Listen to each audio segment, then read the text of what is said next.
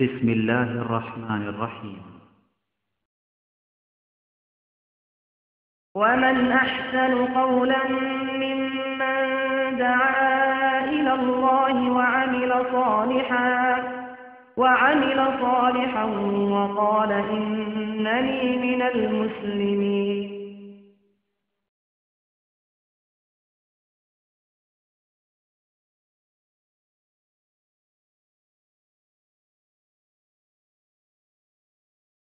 ومن يشاقق الرسول من بعد ما تبين له الهدى ويتبع غير سبيل المؤمنين نوله ما تولى ونصله جهنم وساءت مصيرا.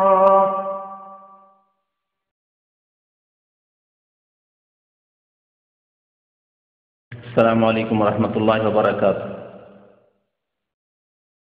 إن الحمد لله نحمده ونستعينه ونستغفره ونعوذ بالله من شرور أنفسنا ومن سيئات أعمالنا.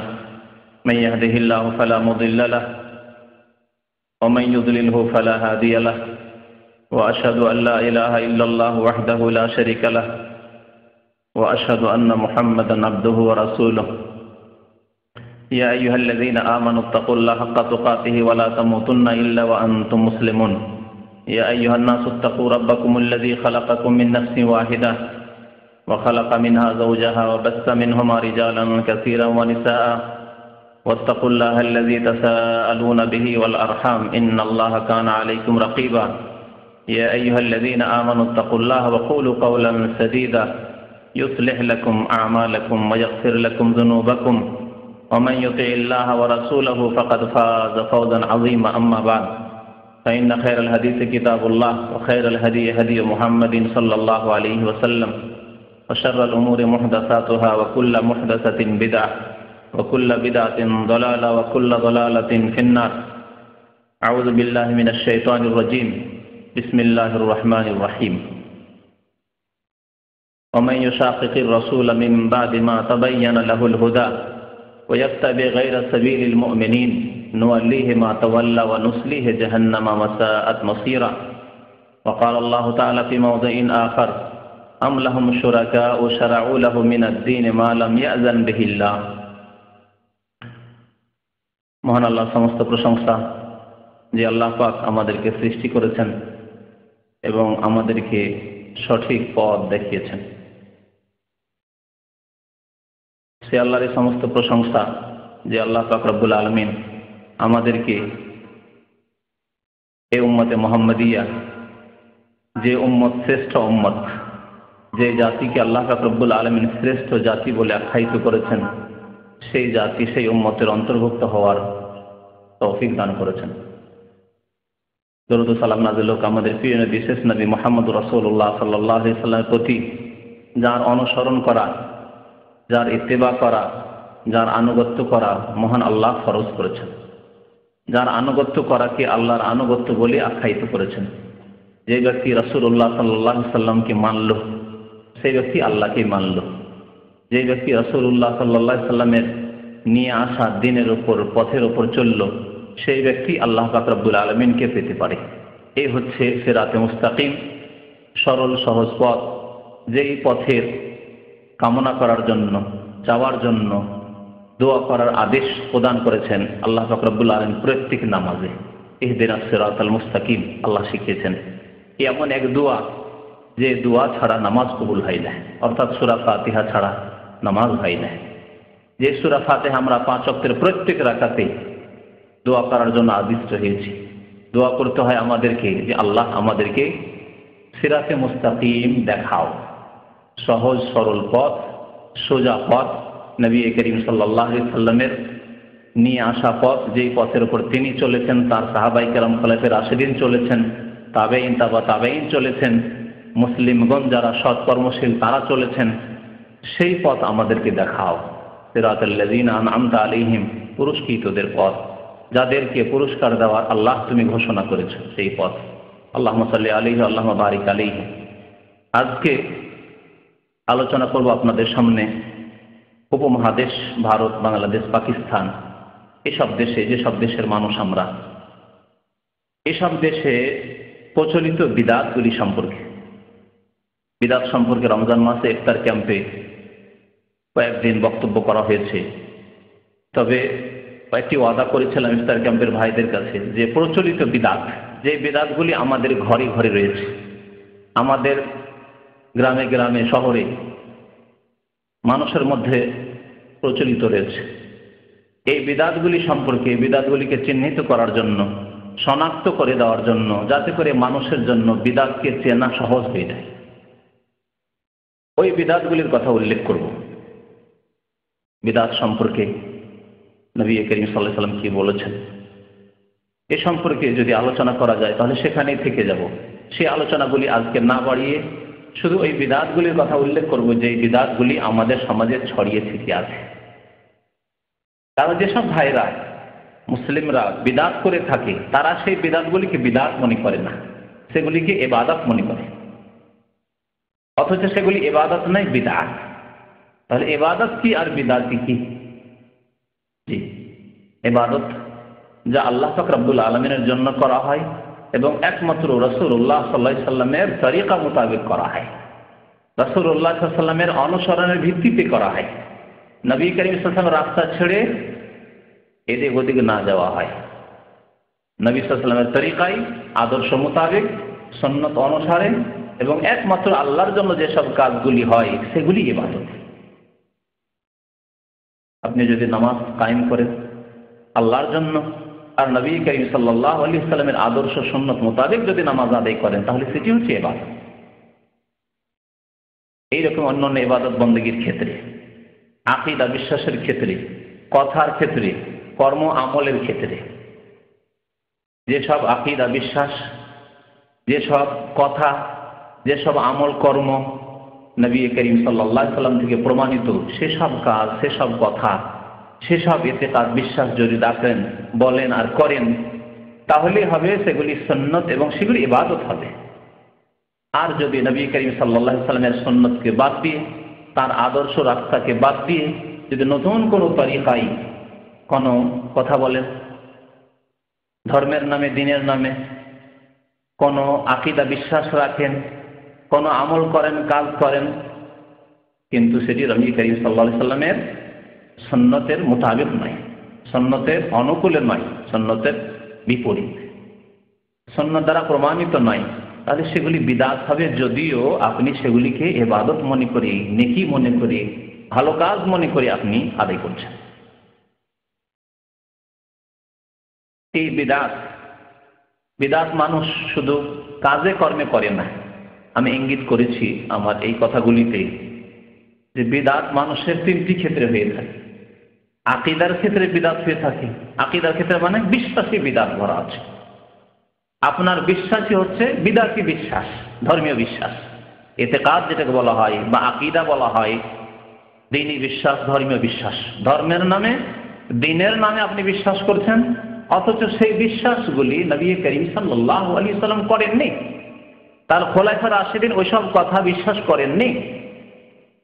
সাহাবায়ে কেরাম 1,24,000 বেশি রাদিয়াল্লাহু আনহুম আজমাইন, তারা এইসব বিশ্বাস আকীদা রাখতেন না, এসব কথা বিশ্বাস করতেন না। তাহলে এগুলি ইসলামিক বিশ্বাস নয়, এগুলিকে বলা হয় যে বিদআতি ইতিকাদ বা বিদআতি বিশ্বাস, ধর্মের নামে অনইসলামিক বিশ্বাস, বিদআতি বিশ্বাস, বিদআতি আকীদা। তাহলে আকীদার ক্ষেত্রে, ইতিকাদের ক্ষেত্রে, বিশ্বাসের ক্ষেত্রে হচ্ছে এক ধরনের বিদআত। কয়েকটি বিদআতের কথা এই ক্ষেত্রে উল্লেখ করব ইনশাআল্লাহ তাআলা। কথার ক্ষেত্রে, কথার দ্বারাও বিদআত হয়, কাজ নয়, কথার দ্বারা, জবানের দ্বারা আপনি বিদআত করছেন।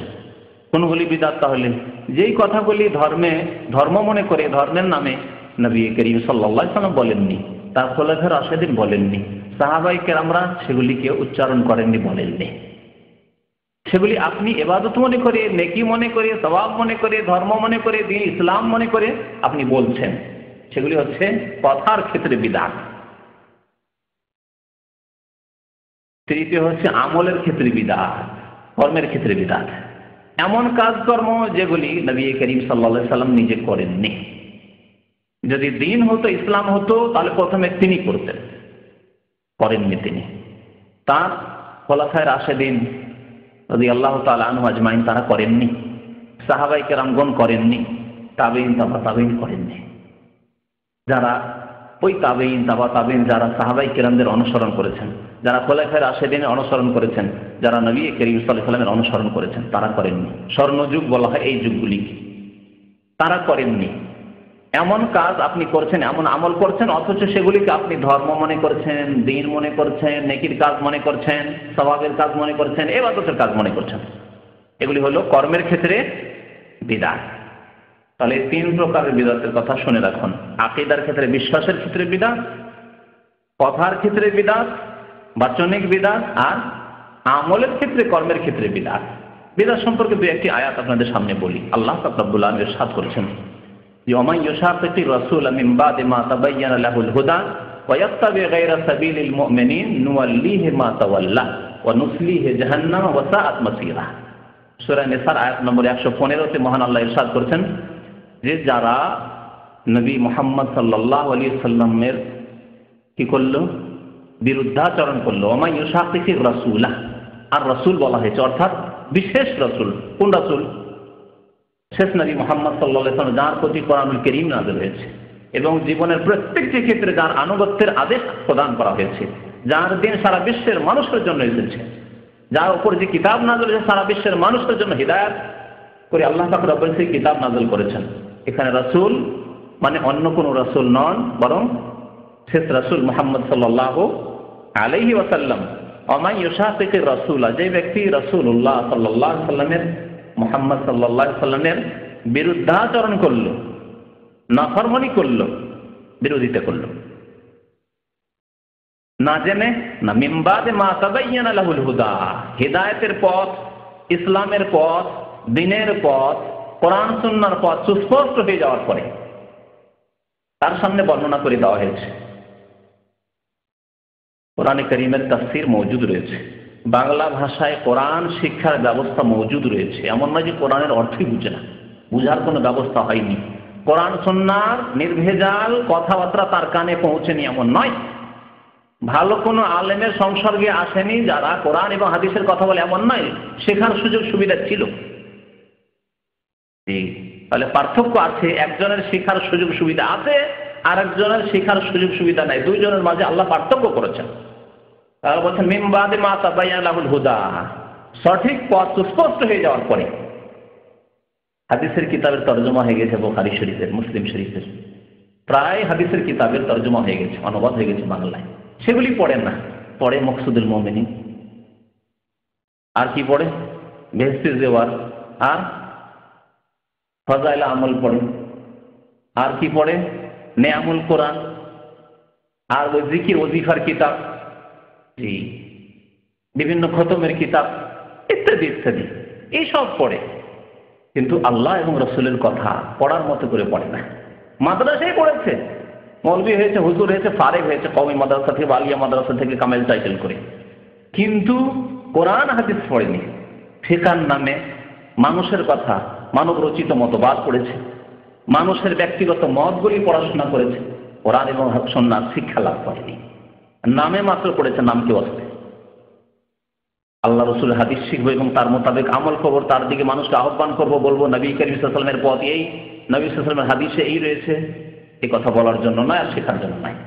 বরকতের জন্য কিছু কিছু সামান্য পড়ে থাকে, কিছু আমলের জন্য না। আমল করতে হবে কিসের ওপর? না ফিকার ওপর, বুজুর্গানে দিন যা বলেছেন তার ওপর। এইরকম ধ্যান ধারণা নিয়ে পড়াশোনা করেছে। এই অবস্থা কিনা অধিকাংশ মাদ্রাসাগুলির অবস্থা এরকম, সবগুলি না হইলেও।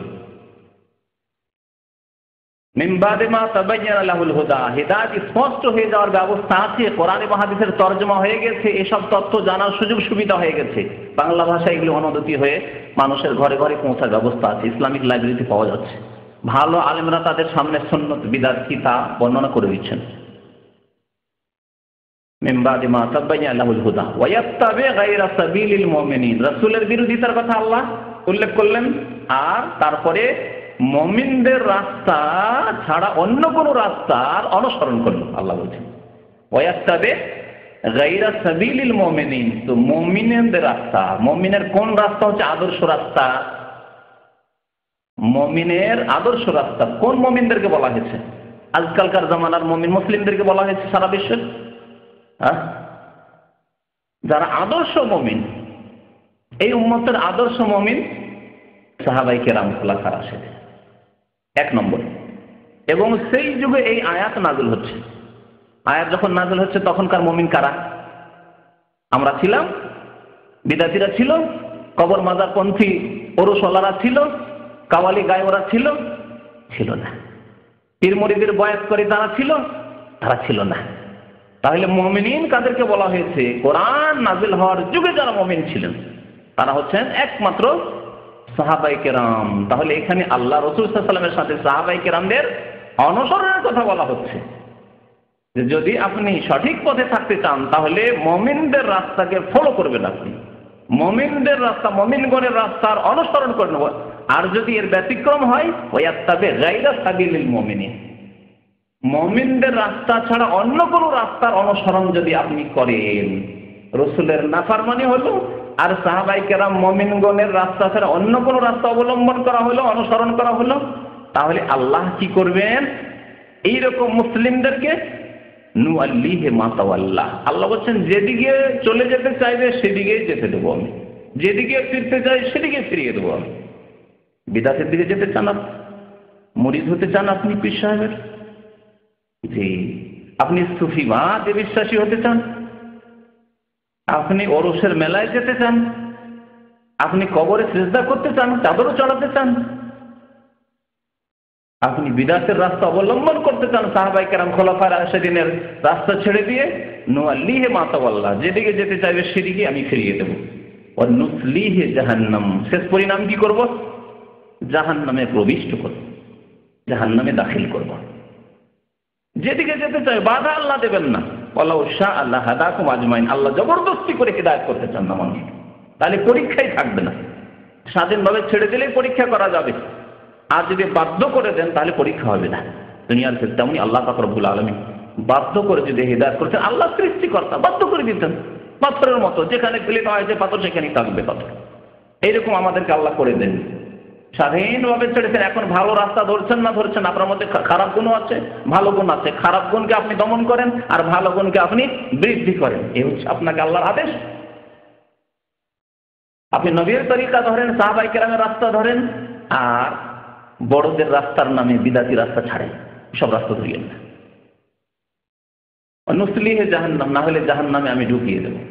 ওয়াসাআত মাসীরা, আর বড়ই খারাপ পরিণাম হবে, পরিণাম খুব খারাপ হবে শেষ। তাহলে বিদাতিদের সম্পর্কে আল্লাহ পাক রব্বুল আলামিন কত সতর্কবাণী উচ্চারণ করেছেন, কিভাবে সাবধান করেছেন। নবীর রাস্তা ছেড়ে দিয়ে সাহাবায়ে কেরামের রাস্তা ছেড়ে অন্য কোন রাস্তা অবলম্বন করবে না।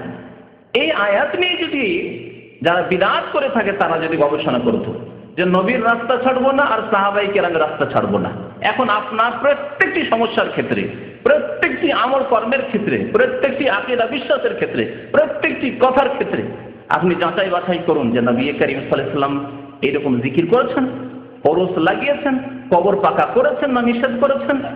জি। পীর মুরিদের বায়াত হয়েছে সাহাবায়ে কেরামদের যুগে। প্রত্যেক প্রশ্ন আপনি নিজে উঠান, তোলেন প্রশ্ন, আর এই প্রশ্নের উত্তর নেন নবী করিম সাল্লাল্লাহু আলাইহি ওয়াসাল্লাম এবং সাহাবায়ে কেরামের জামানা থেকে উত্তর নেন আপনি, যদি আপনি জ্ঞানী হন। তাহলে জ্ঞানীদেরকে আল্লাহ দাওয়াত দিয়েছেন, বারবার করে আহ্বান করেছেন, তোমরা নিজের জ্ঞান দিয়ে কাজ নাও, তোমরা জ্ঞান দিয়ে কাজ নাও তোমরা।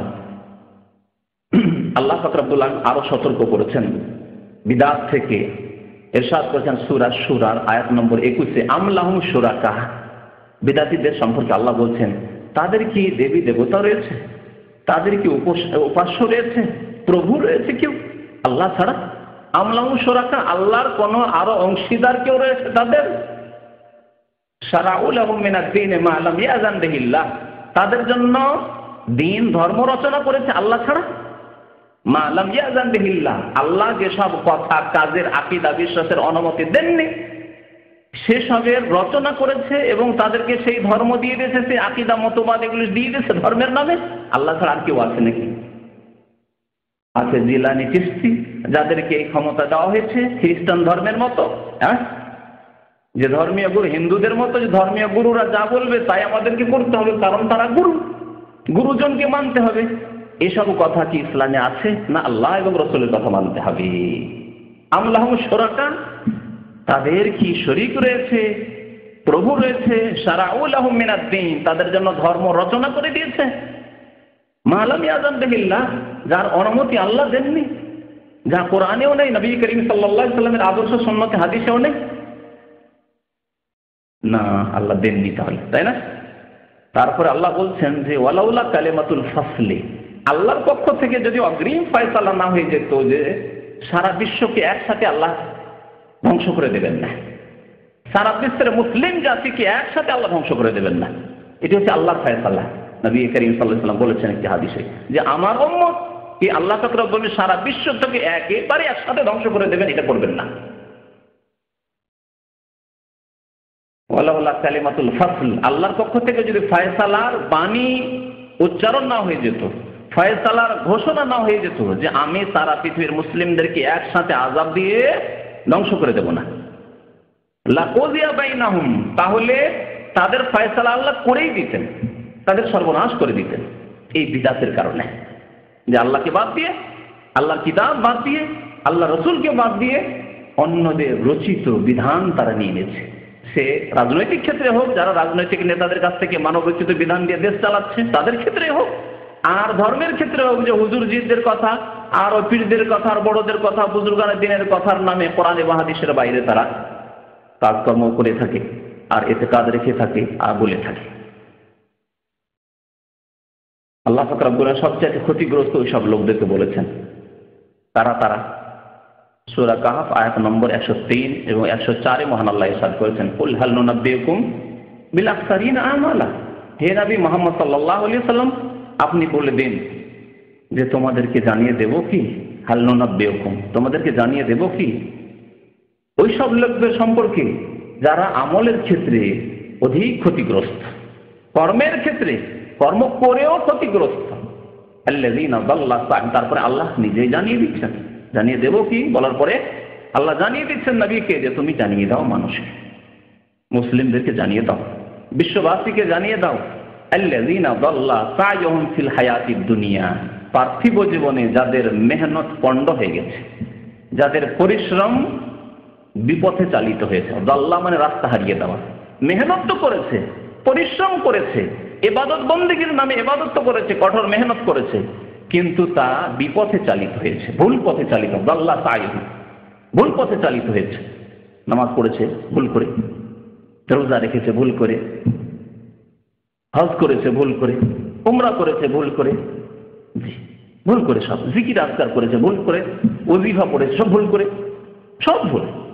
দোয়া করেছে ভুল করে, মাধ্যম ধরে, মাধ্যম ছাড়া আল্লাহ দোয়া কবুল করবেন না, ওসিলা ধরে, হ্যাঁ, মাধ্যম লাগবে।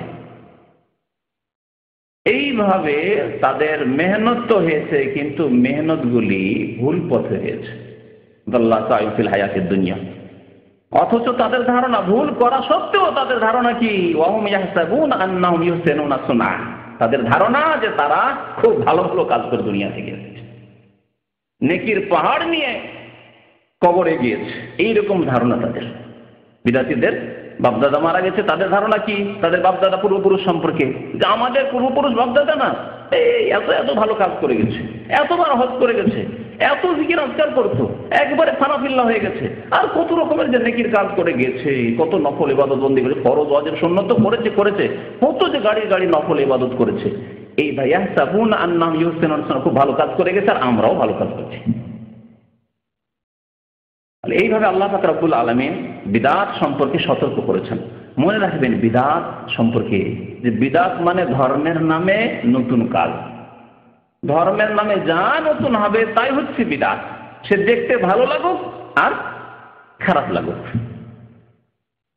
তার মানে ইসলামে বিদআতের কোনো ভাগ নেই, যে কিছু বিদআতে হাসানা মানে কি, ভালো, কিছু ভালো বিদআত আছে যে বিদআত হইলেও নতুন হলেও আল্লাহ নবী করেননি, সাহাবায়ে কেরাম করেননি, খোলাফায়ে রাশিদিন করেননি, কিন্তু কাজগুলি সুন্দর, এর নাম হচ্ছে বিদআতে হাসানা। এইরকম ভাগ ইসলামে নেই। আল্লাহর নবী করেননি, সাহাবায়ে কেরাম করেননি, অথচ করার উপায় উপকরণ ছিল, তারা করতে পারতেন ইচ্ছা করলে। আল্লাহর আদেশ যদি হতো আর আল্লাহ সন্তুষ্টির রাস্তা যদি হতো তো অবশ্যই তারা করতেন। করেননি তার মানেই ভালো না। আর আপনাকে আদেশ করা হয়েছে আপনি নবীর অনুসরণ করুন, আগে বাড়বেন না। সূরা হুজুরাতের আয়াতগুলো শুরু থেকে পড়ুন এবং তার তাফসীর পড়ুন। আল্লাহ লা তুকাদ্দিমু বাইনা ইয়াদাইল্লাহি ওয়া রাসূলিহি, আল্লাহর আগে বাড়িও না, রাসূলের আগে বাড়িও না। আল্লাহ পাক বললেন না করতে, জানালেন না যেগুলো নেকির পথ, ভালো কাজ, সওয়াবের কাজ, এগুলি হচ্ছে ধর্ম, আল্লাহ জানালেন না, রাসূল জানালেন না, তারপরে আপনি আগে বেড়ে কাজ করা শুরু করেন। না না, মানে এগুলিও ভালো কাজ, বিদআতে হাসানা, যদিও নতুন কিন্তু ভালো কাজ। এটি কোরআনের এই আদেশ লঙ্ঘন করা নয় কি? আল্লাহর আগে বাড়িও না, রাসূলের আগে বাড়িও না। লা তুকাদ্দিমু বাইনা ইয়াদাইল্লাহি ওয়া রাসূলিহি ওয়াত্তাকুল্লাহ, আল্লাহকে ভয় করো, আল্লাহকে ভয় করো। বিদআত সম্পর্কে সতর্ক করতে গিয়ে নবী করিম সাল্লাল্লাহু আলাইহি ওয়াসাল্লাম কি বলেছেন? কুল্লু মুহদাসাতিন বিদআত, প্রত্যেক নতুন কাজ যা ধর্মের নামে হবে তা হচ্ছে বিদআত। তাহলে কুল্লু বলেছেন কি বলেননি? তাহলে সবগুলি বিদআত। আর যারা ভাগ করে মুসলিম সমাজকে বিদআত করাচ্ছে, যেন বিদআতে হাসানাগুলি করুন। কবরে চাদর চড়ানো বিদআতে হাসানা, জিকির আজকাল যে করছি আমরা সম্মিলিত বিদআতে হাসানা বলবো, সেগুলি উল্লেখ প্রচলিত বিদআত যেহেতু উল্লেখ করবো সেই জন্য আর এখন সেগুলি উদাহরণ দিচ্ছিলেন। যেগুলি করে মুসলিম সমাজের লোকেরা অথচ কোরআনে নেই, হাদিসে নেই, সাহাবায়ে কেরামরা করেননি, খোলাফায়ে রাশিদিন করেন, বলতে এগুলি বিদআতে হাসানা, কারণ আমরা করি, এগুলো ভালো মনে করি, বিদআতে হাসানা। আর বিদআতে সাইয়্যা খারাপ, যেগুলি খারাপ সেগুলি বিদআতে সাইয়্যা। তাহলে খারাপ আর ভালোর মানদণ্ড কি তাহলে শরীয়তে? যে কোন বিদআতকে বিদআতে হাসানা ভালো বিদআত বলবেন আর কোন বিদআতকে খারাপ বিদআত বলবেন? আর তার জন্মবার্ষিকী পালন করা হচ্ছে, নিজের স্ত্রীর ছেলে মেয়েদের বিবাহ শাদী দিবস পালন করা হচ্ছে, ম্যারেজ ডে পালন করা হচ্ছে, ভালো মনে করে করা হয় না? তারপরে তাতে কিছু গরিব মিসকিনকে খাওয়াবেন, ভালো ভালো খাবার দাবার তো আশেপাশে গরিব মিসকিন কিছু তো খাওয়াবেন, কিছু তো নেই কি কাজ দেখা যাচ্ছে সামনে। এইরকম যুক্তি যদি পেশ করা হয় তাহলে মানদণ্ড কোথায় যে এই বিদআতগুলি ভালো বিদআতে হাসানা না সাইয়্যা খারাপ? কি দিয়ে আপনি ওজন করবেন, মাপবেন কি দিয়ে যে এগুলি ভালো বিদআত না খারাপ বিদআত? কোরআন হাদিস দিয়ে মাপতে হবে। নবী করিম সাল্লাল্লাহু আলাইহি ওয়াসাল্লাম বলেছেন কুল্লু বিদআতিন দালালাহ, প্রত্যেক বিদআত বলেছেন, কতিপয় বিদআত বলেননি, বাদ মানে কিছু, বাদ বলেননি, বলেছেন কুল্লু, প্রত্যেক বিদআত হচ্ছে গুমরাহি পথভ্রষ্টতা। অকুল্লু দালালাতিন ফিন্নার, প্রত্যেক ভ্রষ্টতা গুমরাহির পরিণাম হচ্ছে জাহান্নাম। আরো বলেছেন নবী করিম সাল্লাল্লাহু আলাইহি ওয়াসাল্লাম, আবু দাউদ শরীফের হাদিস, এই তো সুন্নতি খুতবা, প্রত্যেক খুতবায় প্রত্যেক বক্তব্যে নবী করিম সাল্লাল্লাহু আলাইহি ওয়াসাল্লাম এই মূল্যবান কথাগুলি বলতেন। আর নবী করিম সাল্লাল্লাহু আলাইহি ওয়াসাল্লাম একবার উপদেশ দিয়ে বলেছিলেন যে যদি তোমরা দীর্ঘদিন বেঁচে থাকো দেখবে ফাসায়ারা ইখতিলাফান কাসীরা, এই জাতিতে এই উম্মতে অনেক মতানৈক্য দেখবে, ইখতিলাফ দেখবে, দলাদলি দেখবে, কন্দল দেখবে, ঝড় বিবাদ দেখবে। ফালাইকুম বিসুন্নতি ওয়া সুন্নাতিল খুলাফায়ে রাশিদিন আল মাহদিন মিন বাদি, আমি বারবার যে খুলাফায়ে রাশিদের কথা কেন বলছি এই হাদিসের আলোকে। সুতরাং তোমরা আমার সুন্নতকে, আমার আদর্শকে মজবুত করে ধারণ করবে। আর খুলাফায়ে রাশিদিন আবু বকর, ওমর, ওসমান, আলী, চার খলিফা পর্যন্ত, তারপরে কোন খলিফা 100% আদর্শ না, তাদের ভালো ছিল, কিছু ভুল ত্রুটি ছিল। সুতরাং তাদেরকে আর সত্যের মাপকাঠি বলে বলা হয়নি যে অমুক খলিফা অমুক নেতা সত্যের মাপকাঠি, তার অনুসরণ করিও না, তার ভালোগুলি নিয়েও যেগুলি ভুল আছে সেগুলি ছেড়ে দিয়ে। কিন্তু এই চার খলিফা যাদেরকে খোলাফায়ে রাশিদিন বলা হয়, তারা প্রত্যেক ক্ষেত্রে নবী করিম সাল্লাল্লাহু আলাইহি ওয়াসাল্লামের সুন্নতের যেহেতু অনুসরণ করেছেন, তাই তাদের অনুসরণ করতে বলা হয়েছে ওয়া সুন্নাতিল খুলাফায়ে রাশিদিন আল মাহদিন মিন বাদি, আমার পরে যারা হেদায়েত প্রাপ্ত থাকবেন, সঠিক পথের উপর অটল থাকবেন। আব্দু আলী বিন নওয়াজিস মজবুত করে ধারণ করবে, ছেড়ে দেবে না তাদের সুন্নাত। ওয়া ইয়াকুম ওয়া মুহদাসাতিল উমুর, আর তোমরা নতুন নতুন কাজ থেকে নিজেকে বাঁচিয়ে রাখবে। ফাইন্না কুল্লা মুহদাসাতিন বিদআহ, কারণ প্রত্যেক নতুন কাজ ধর্মের নামে, এখানে কুল্লা বললেন নবী করিম সাল্লাল্লাহু আলাইহি ওয়াসাল্লাম, বললেন না কুল্লা মুহদাসাতিন বিদআহ, প্রত্যেক নতুন কাজ হচ্ছে বিদআত। তাহলে বিদআতের ভালো মন্দের ভাগ ইসলামে নেই। যা নতুন করবে ধর্মের নামে অথচ কোরআনে ও হাদিসে নেই, নবী করিম সাল্লাল্লাহু আলাইহি ওয়াসাল্লাম থেকে তার হাদিসই পাওয়া যায় না, হাদিসে তার খবরই পাওয়া যায় না, সেগুলি হচ্ছে বিদআত। এখন আসুন ভারত, বাংলাদেশ, পাকিস্তান উপমহাদেশে যে বিদআতগুলি ছড়িয়ে আছে সে সম্পর্কে আমাদেরকে জানতে হবে, কারণ আমরা অনেকেই জানি না যে এগুলি বিদআত। আগেই বলেছি যে প্রথম কিসের বিদআত?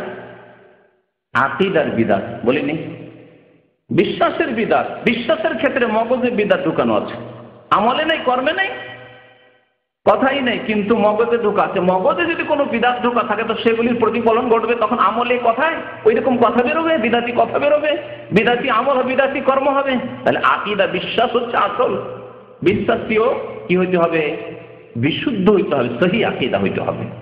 সৌদি আরবে ছোট্ট ছোট্ট কিতাব, কিন্তু সেই কিতাবগুলি পড়লে সহি আকীদা জানতে পারবেন, কারণ কোরআন এবং হাদিস থেকে সংক্ষেপে লেখা আছে আল আকীদাতুস সাহিহা, বিশুদ্ধ খাঁটি নির্ভেজাল আকীদা। সেগুলি জানতে হবে, আর তার বিপরীতগুলি জানতে হবে, বিপরীতগুলি ছাড়ার জন্য আর সহি আকীদাগুলিকে বিশ্বাস করার জন্য। তাহলে আকীদার ক্ষেত্রে বিদআতের একটি বিদআত দিয়ে শুরু করি। প্রথম বিদআত হচ্ছে গৌস এবং কুতুব সম্পর্কে আমাদের ধারণা।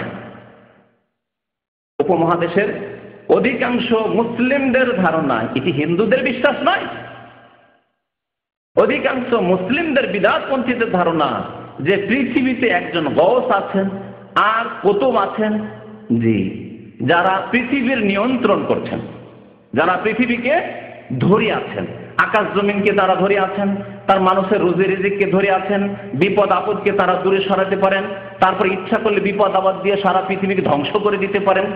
তারা পৃথিবীর তাসাররুফকারী, নিয়ন্ত্রণকারী। তারা কোথাও আপনাদের স্টিমার জাহাজ যাচ্ছে, লঞ্চ যাচ্ছে আর ডুবতে যাচ্ছেন, তারা ইচ্ছা করলে উদ্ধার করে নিতে পারেন।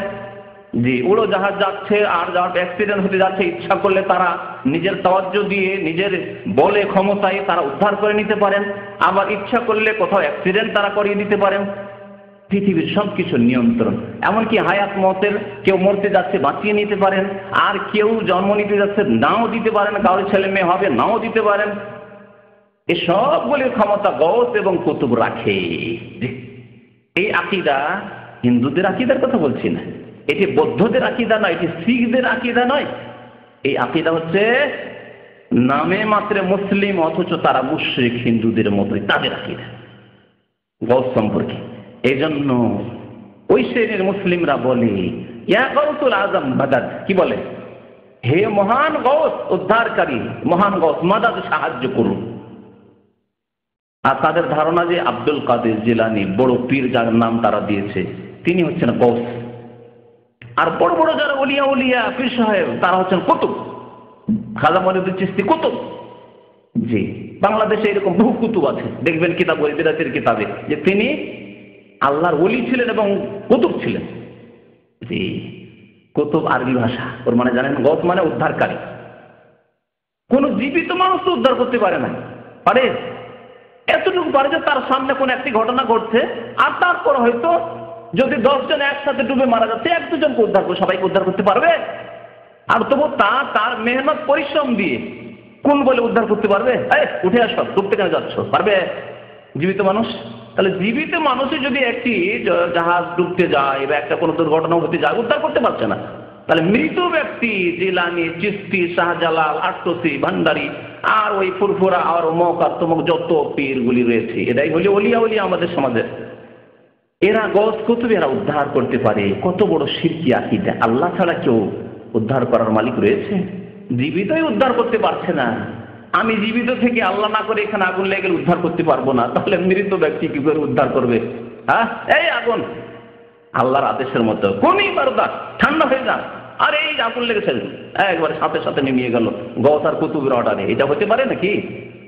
এই আকীদাই হচ্ছে ভারত, বাংলাদেশ, পাকিস্তানের অধিকাংশ মুসলিমদের আকীদা। গৌস কুতুব তাদের কিতাবে মওজুদ রয়েছে, আর এরই শিক্ষা দেওয়া হয় তাদের প্রতি ধর্মীয় প্রতিষ্ঠানগুলিতে, খানকায়, মাজারে এই শিক্ষাই দেওয়া হয়, গৌস কুতুবের শিক্ষা।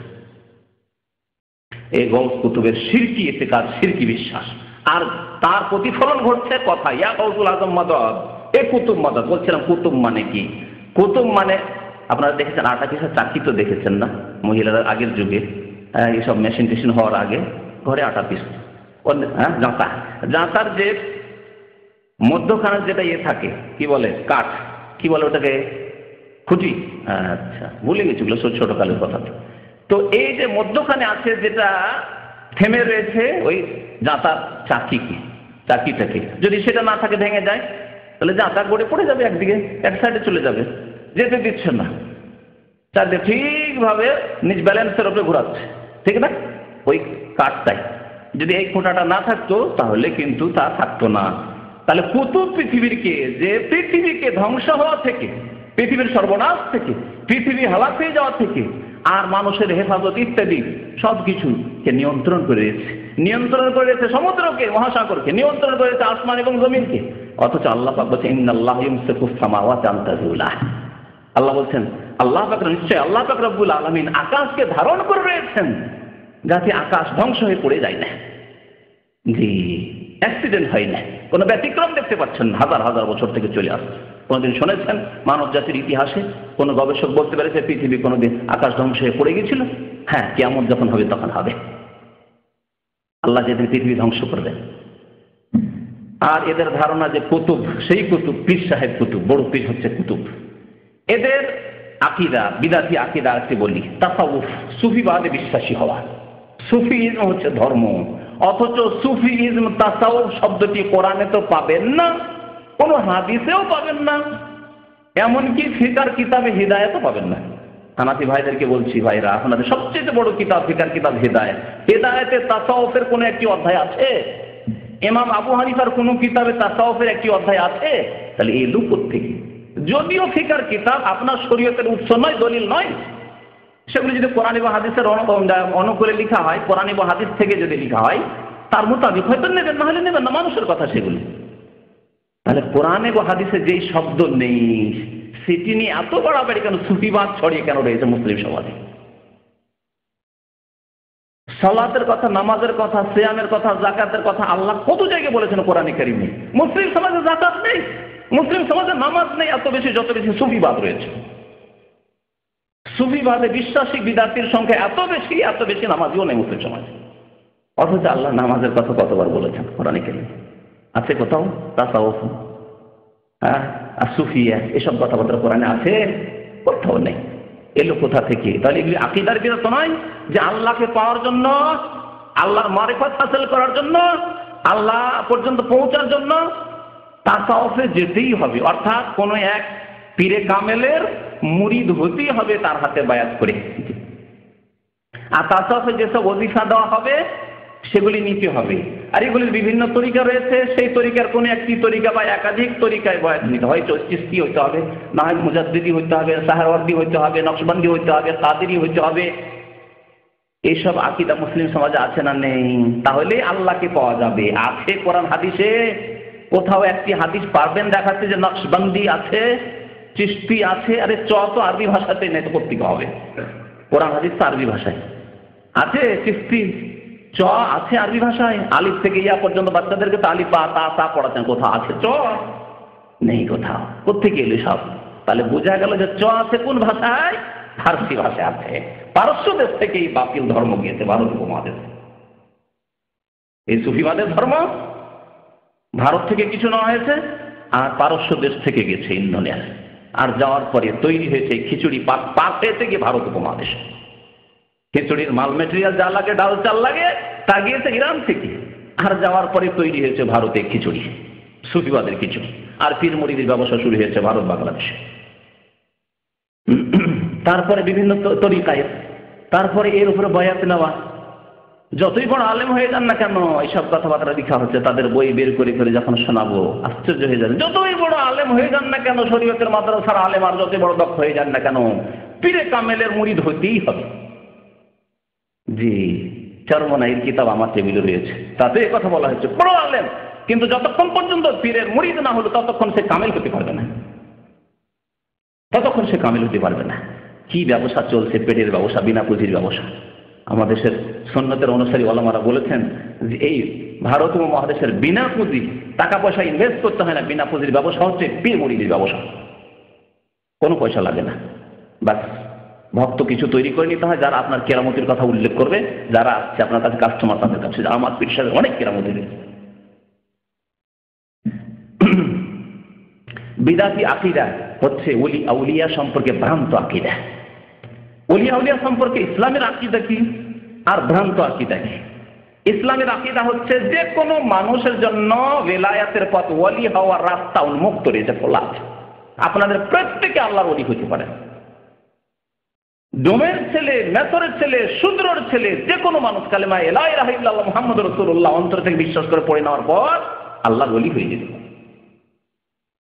ওমর ফারুক রাদিয়াল্লাহু তাআলা যিনি নবীকে খুন করার জন্য আসছিলেন, তিনি যদি আল্লাহর দ্বিতীয় বড় ওলি এই উম্মতের হয়ে যেতে পারেন, তাহলে আপনি আমি আমার জন্য রাস্তা খোলা নেই? আপনার জন্য রাস্তা খোলা নেই? ডোম মেসরের জন্য রাস্তা খোলা নেই? রাস্তা খোলা আছে। এ হচ্ছে ইসলাম। আল্লাহ বলছেন দুইটি গুণের দ্বারা তুমি ওলি হইতে পারো, আল্লাহর বন্ধু হইতে পারো, আল্লাহর দোস্ত হইতে পারো। আলা ইন্না আউলিয়া আল্লাহ লা খাউফুন আলাইহিম ওয়া লা হুম ইয়াহজানুন। জেনে রেখো যে আল্লাহর যারা বন্ধু তাদের কোনো ভয় নেই। আল্লাহ বলছেন লা খাউফুন আলাইহিম, কোনো ভয় নেই, ওয়া লা হুম ইয়াহজানুন, আর তাদের কোনো চিন্তাও নেই। তারা চিন্তিতও হবে না, না দুনিয়াতে না আখিরাতে। সবসময় তাদের শান্তি, মনের শান্তি। মনের শান্তি রয়েছে। মনের শান্তি টাকা পয়সা আসে না। মনের শান্তি ভালো চাকরি করলে আসে না। মনের শান্তি শুধু ভালো নারী পেলে আসে না, আর গাড়ি পেলে আসে না, ধন দৌলত দিয়ে, দুনিয়ার এসব ভোগ বিলাসের বস্তু দিয়ে আসে না। লা খাউফুন আলাইহিম ওয়া লা হুম ইয়াহজানুন। আর বিশেষ করে চিরকালে যে জীবন, আখিরাতের জীবন রয়েছে, সেখানে তাদের না কোনো ভয় রয়েছে, আর না তারা চিন্তিত হবে। কারা তারা? আল্লাহ বলছেন দুইটি গুণ, আল্লাযীনা আমানু ওয়া কানু ইয়াত্তাকুন। যে ব্যক্তি সত্যি ইমানদার হয়ে যেতে পারবে, মুমিন হয়ে যেতে পারবে, ইমানের যে ব্যাখ্যা রয়েছে সেই ব্যাখ্যা জেনে তার বাস্তবায়ন যারা করতে পারবে, সত্যিকার ইমান এবং ইমানের পরিপন্থী বিপরীত যতগুলি জিনিস রয়েছে সেগুলি থেকে যতক্ষণ মুক্ত হতে পারবে, মুক্ত না হলে ওলি হতে পারবে না। ইমানের দাবিও করে, নামাজ রোজাও করে, আর তার সাথে শিরক বিদআতও করে। তাবিজ ছিল না, তাবিজ তৈরি লিখে লিখে দেয়, তাহলে কি ওলি হতে পারবে? কারণ ইমানের বিপরীত বস্তু মজুদ রয়েছে তার মধ্যে, সুতরাং সে ওলি হতে পারবে না। আল্লাযীনা আমানু, প্রথম গুণ হচ্ছে ইমানদার হতে হবে, পজিটিভের সাথে এবং নেগেটিভের সাথে। ইতিবাচক হতে হবে মুমিন, আর নেতিবাচক মুমিন হতে হবে। ওয়া কানু ইয়াত্তাকুন, এবং দ্বিতীয় গুণ হচ্ছে আল্লাহ ভীরু হতে হবে, আল্লাহর ভয় হতে হবে। আল্লাহর ভয় যে কোনো জায়গায় যেখানে আল্লাহ থামতে বলেছেন চট করে আপনি থেমে যাবেন, স্টপ। যেখানে আল্লাহ রসুল থামতে বলেছেন সেখানে থেমে যাবেন আপনি, আল্লাহর ভয়। আল্লাহ রসুল কেন? রাষ্ট্রীয় ক্ষমতায় যারা রয়েছেন তারা থামতে বলেছেন, এবং আপনার এবং জনসাধারণ মানুষের স্বার্থ রয়েছে, সেখানে আপনি থেমে যাবেন। একই সিগন্যালের কাছে দাঁড়ালেন আর সিগন্যাল লাল হয়ে আছে, আপনার যদি তাকওয়া আল্লাহ ভীরুতা থাকে তাহলে আপনি থেমে যাবেন। রাস্তা ক্লিয়ার রয়েছে, সাফ রয়েছে, এদিকেও গাড়ি নেই, এদিকেও গাড়ি নেই, কোনো দিকে গাড়ি নেই, তারপরও গাড়ি চালাচ্ছে না, কারণ সিগন্যাল লাল হয়ে রয়েছে। এ হচ্ছে তাকওয়া। তাকওয়ার একটি উদাহরণ দিলাম। কেন? আপনি জানেন যে নবী করিম সাল্লাল্লাহু আলাইহি ওয়াসাল্লাম বলেছেন, ওমান ইউতিল আমিরা, যে ব্যক্তি রাষ্ট্রীয় নেতার আনুগত্য করবে সে ফাকাদ আতানি, সে আমার আনুগত্য করলো।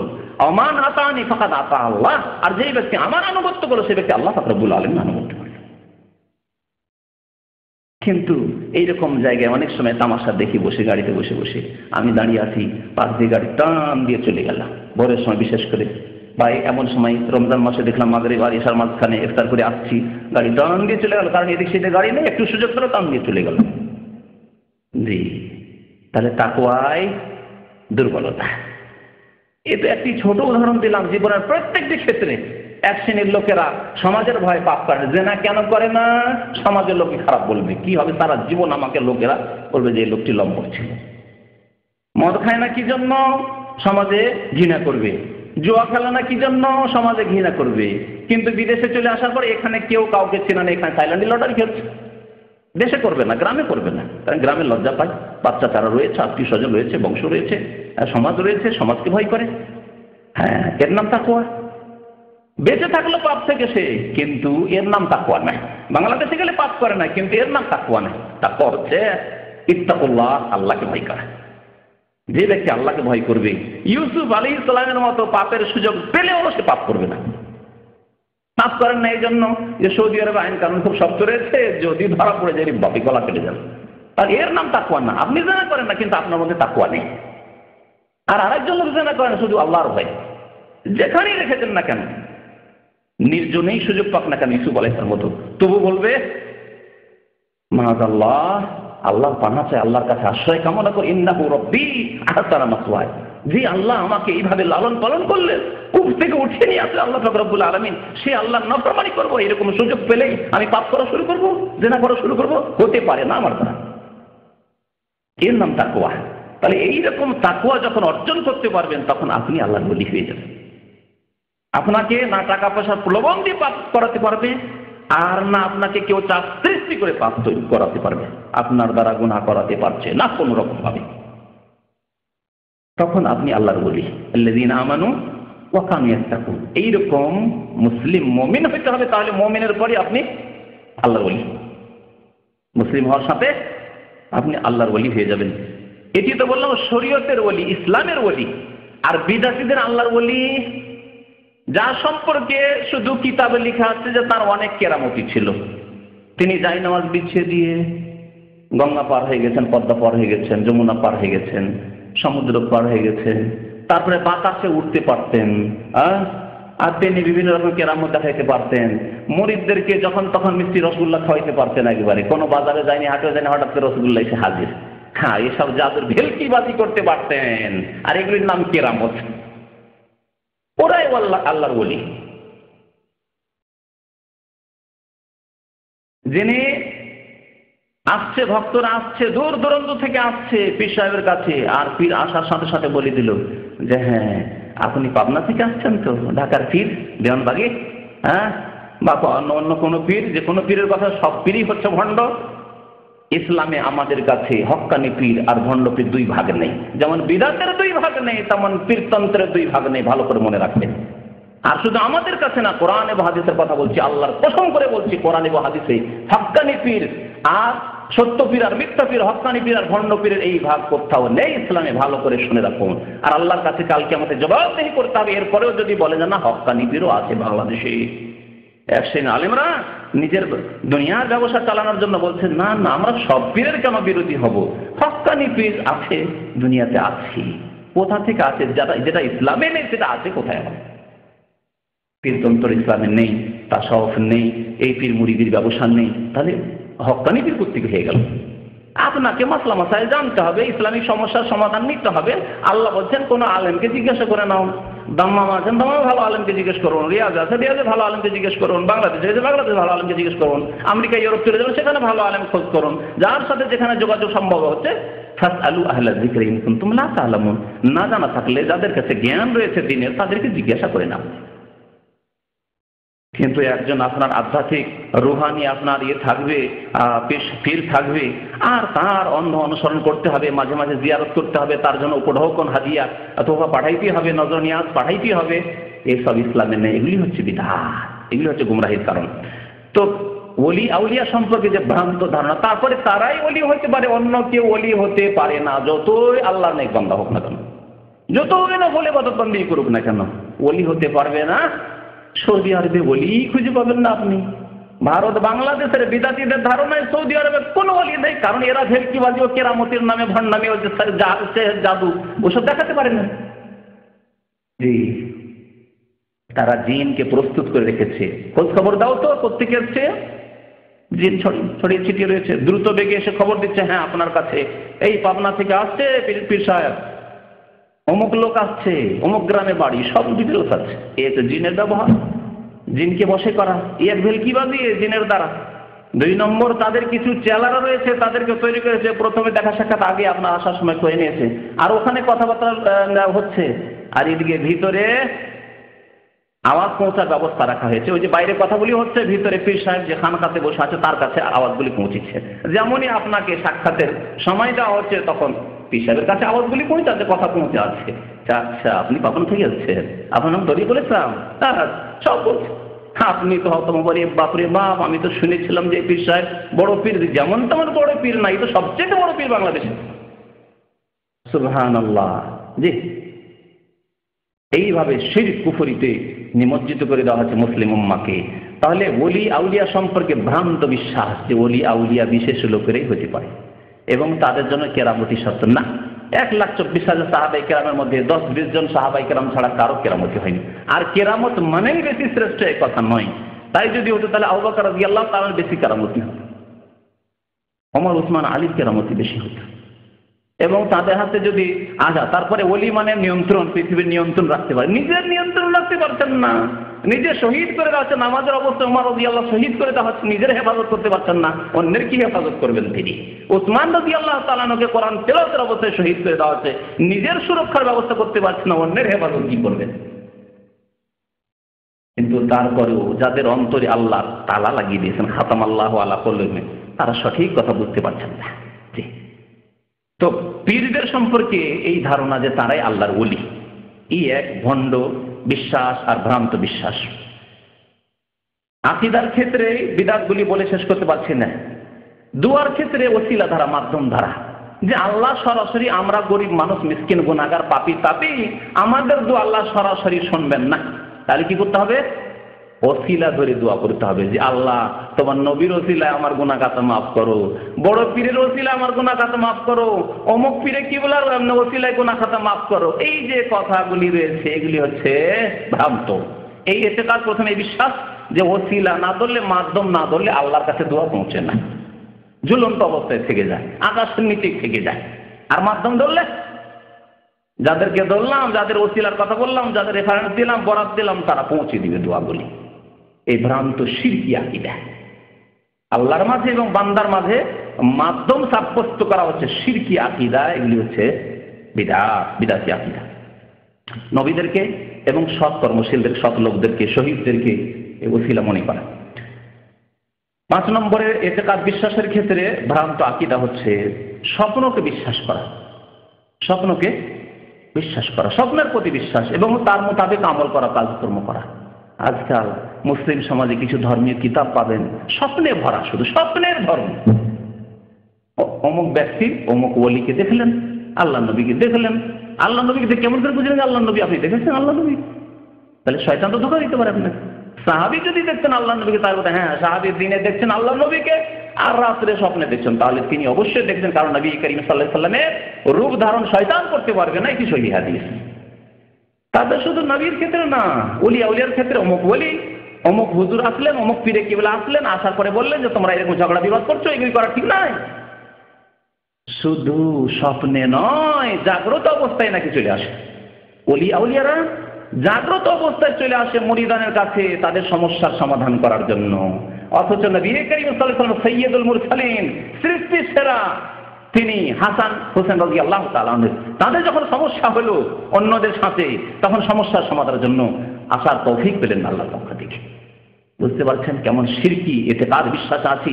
স্বপ্ন সম্পর্কে এরকম ভ্রান্ত ধারণা যে স্বপ্নে ওলিয়া উলিয়াকে দেখা যায় এবং ওলিয়া উলিয়া আমাদের সমস্যার সমাধান করেন, আমাদেরকে সব পরামর্শ দিতে আসেন, আমাদেরকে গাইড করে থাকেন কি করতে হবে না করতে হবে, কি সিদ্ধান্ত নিতে হবে না নিতে হবে, আর সেগুলির প্রতি বিশ্বাস করা হচ্ছে ভ্রান্ত বিদআতি আকীদা যা আমাদের সমাজে রয়েছে।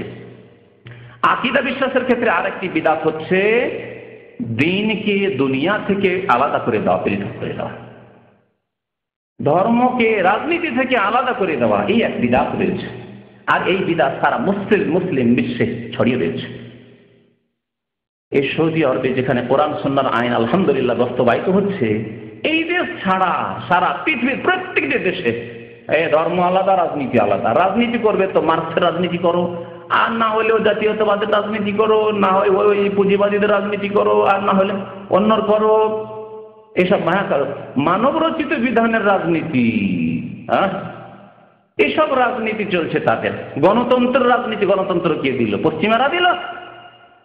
গণতন্ত্রের রাজনীতি করো, রাজনীতি আলাদা আর ধর্ম আলাদা। ধর্ম হচ্ছে নামাজ হজ যাকাতের নাম, আর রাজনীতি করবেন, আপনি পার্লামেন্টে আসবেন আর আপনি রাষ্ট্রপতি হবেন, প্রধানমন্ত্রী হবেন, তার জন্য ইলেকশন করতে হবে, আর তার জন্য এই হবে সেই হবে, তার জন্য এইরকম সিস্টেম আছে, সাংগঠনিক সিস্টেম আছে যেগুলি শরীয়তে নেই, কিচ্ছু নেই, আর এই হতে হবে। আর যদি রাজনৈতিক ক্যাডাররা বলে দেয় যে আজকে ধর্মঘাট করতে হবে, ধর্মঘাট করতে হবে, ভাঙচুর করতে হবে, ভাঙচুর করতে হবে, এই বিরোধীদেরকে মারতে হবে, হাত পা ভাঙতে হবে, ভাঙতে হবে। ধর্ম আলাদা, রাজনীতি। রাজনীতির ক্ষেত্রে হালাল হারামের কিছু নেই। রাজনীতির ক্ষেত্রে আবার জায়েজ না জায়েজ কি, আবার হালাল হারাম কি আছে? রাজনীতি করছে।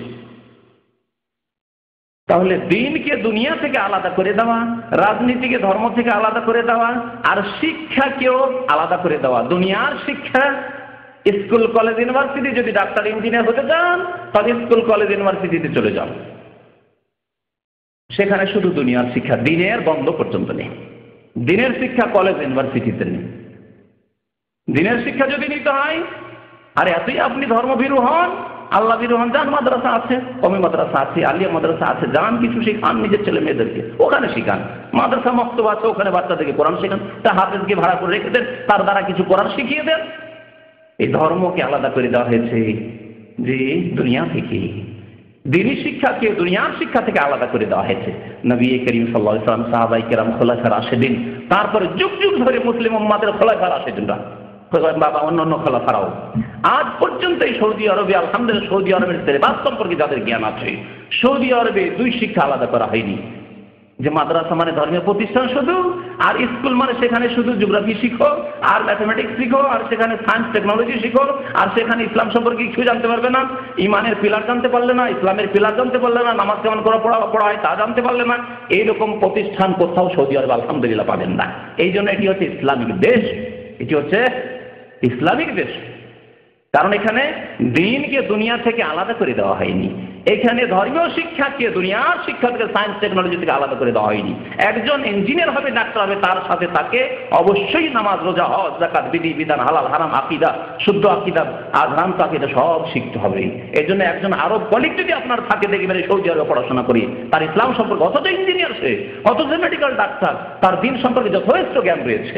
আর ভারত বাংলাদেশে একজন ডাক্তার কেন, ইঞ্জিনিয়ার কেন, তো মাশাআল্লাহ হাজারে একটিও পাবেন না যে পিলার অফ ইমান জানে, পিলার অফ ইসলাম জানে, নামাজ ভালো করে শুদ্ধ পড়তে জানে, এটুকু জানে না, বাকি তো জানেই না হালাল হারাম।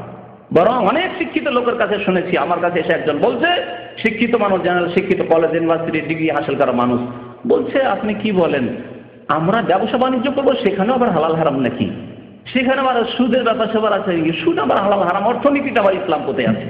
তাহলে কি শিক্ষা দেওয়া হয়েছে কলেজ ইউনিভার্সিটিতে, ভারত, বাংলাদেশ, পাকিস্তানে, যে অর্থনীতির ক্ষেত্রে হালাল হারাম আবার কি, ধর্ম কি? ধর্ম আলাদা আর অর্থনীতি আলাদা, রাষ্ট্রনীতি আলাদা, সমাজনীতি আলাদা, ওসব নীতি আলাদা আর ধর্ম আলাদা। ধর্মের সম্পর্ক মসজিদের সাথে।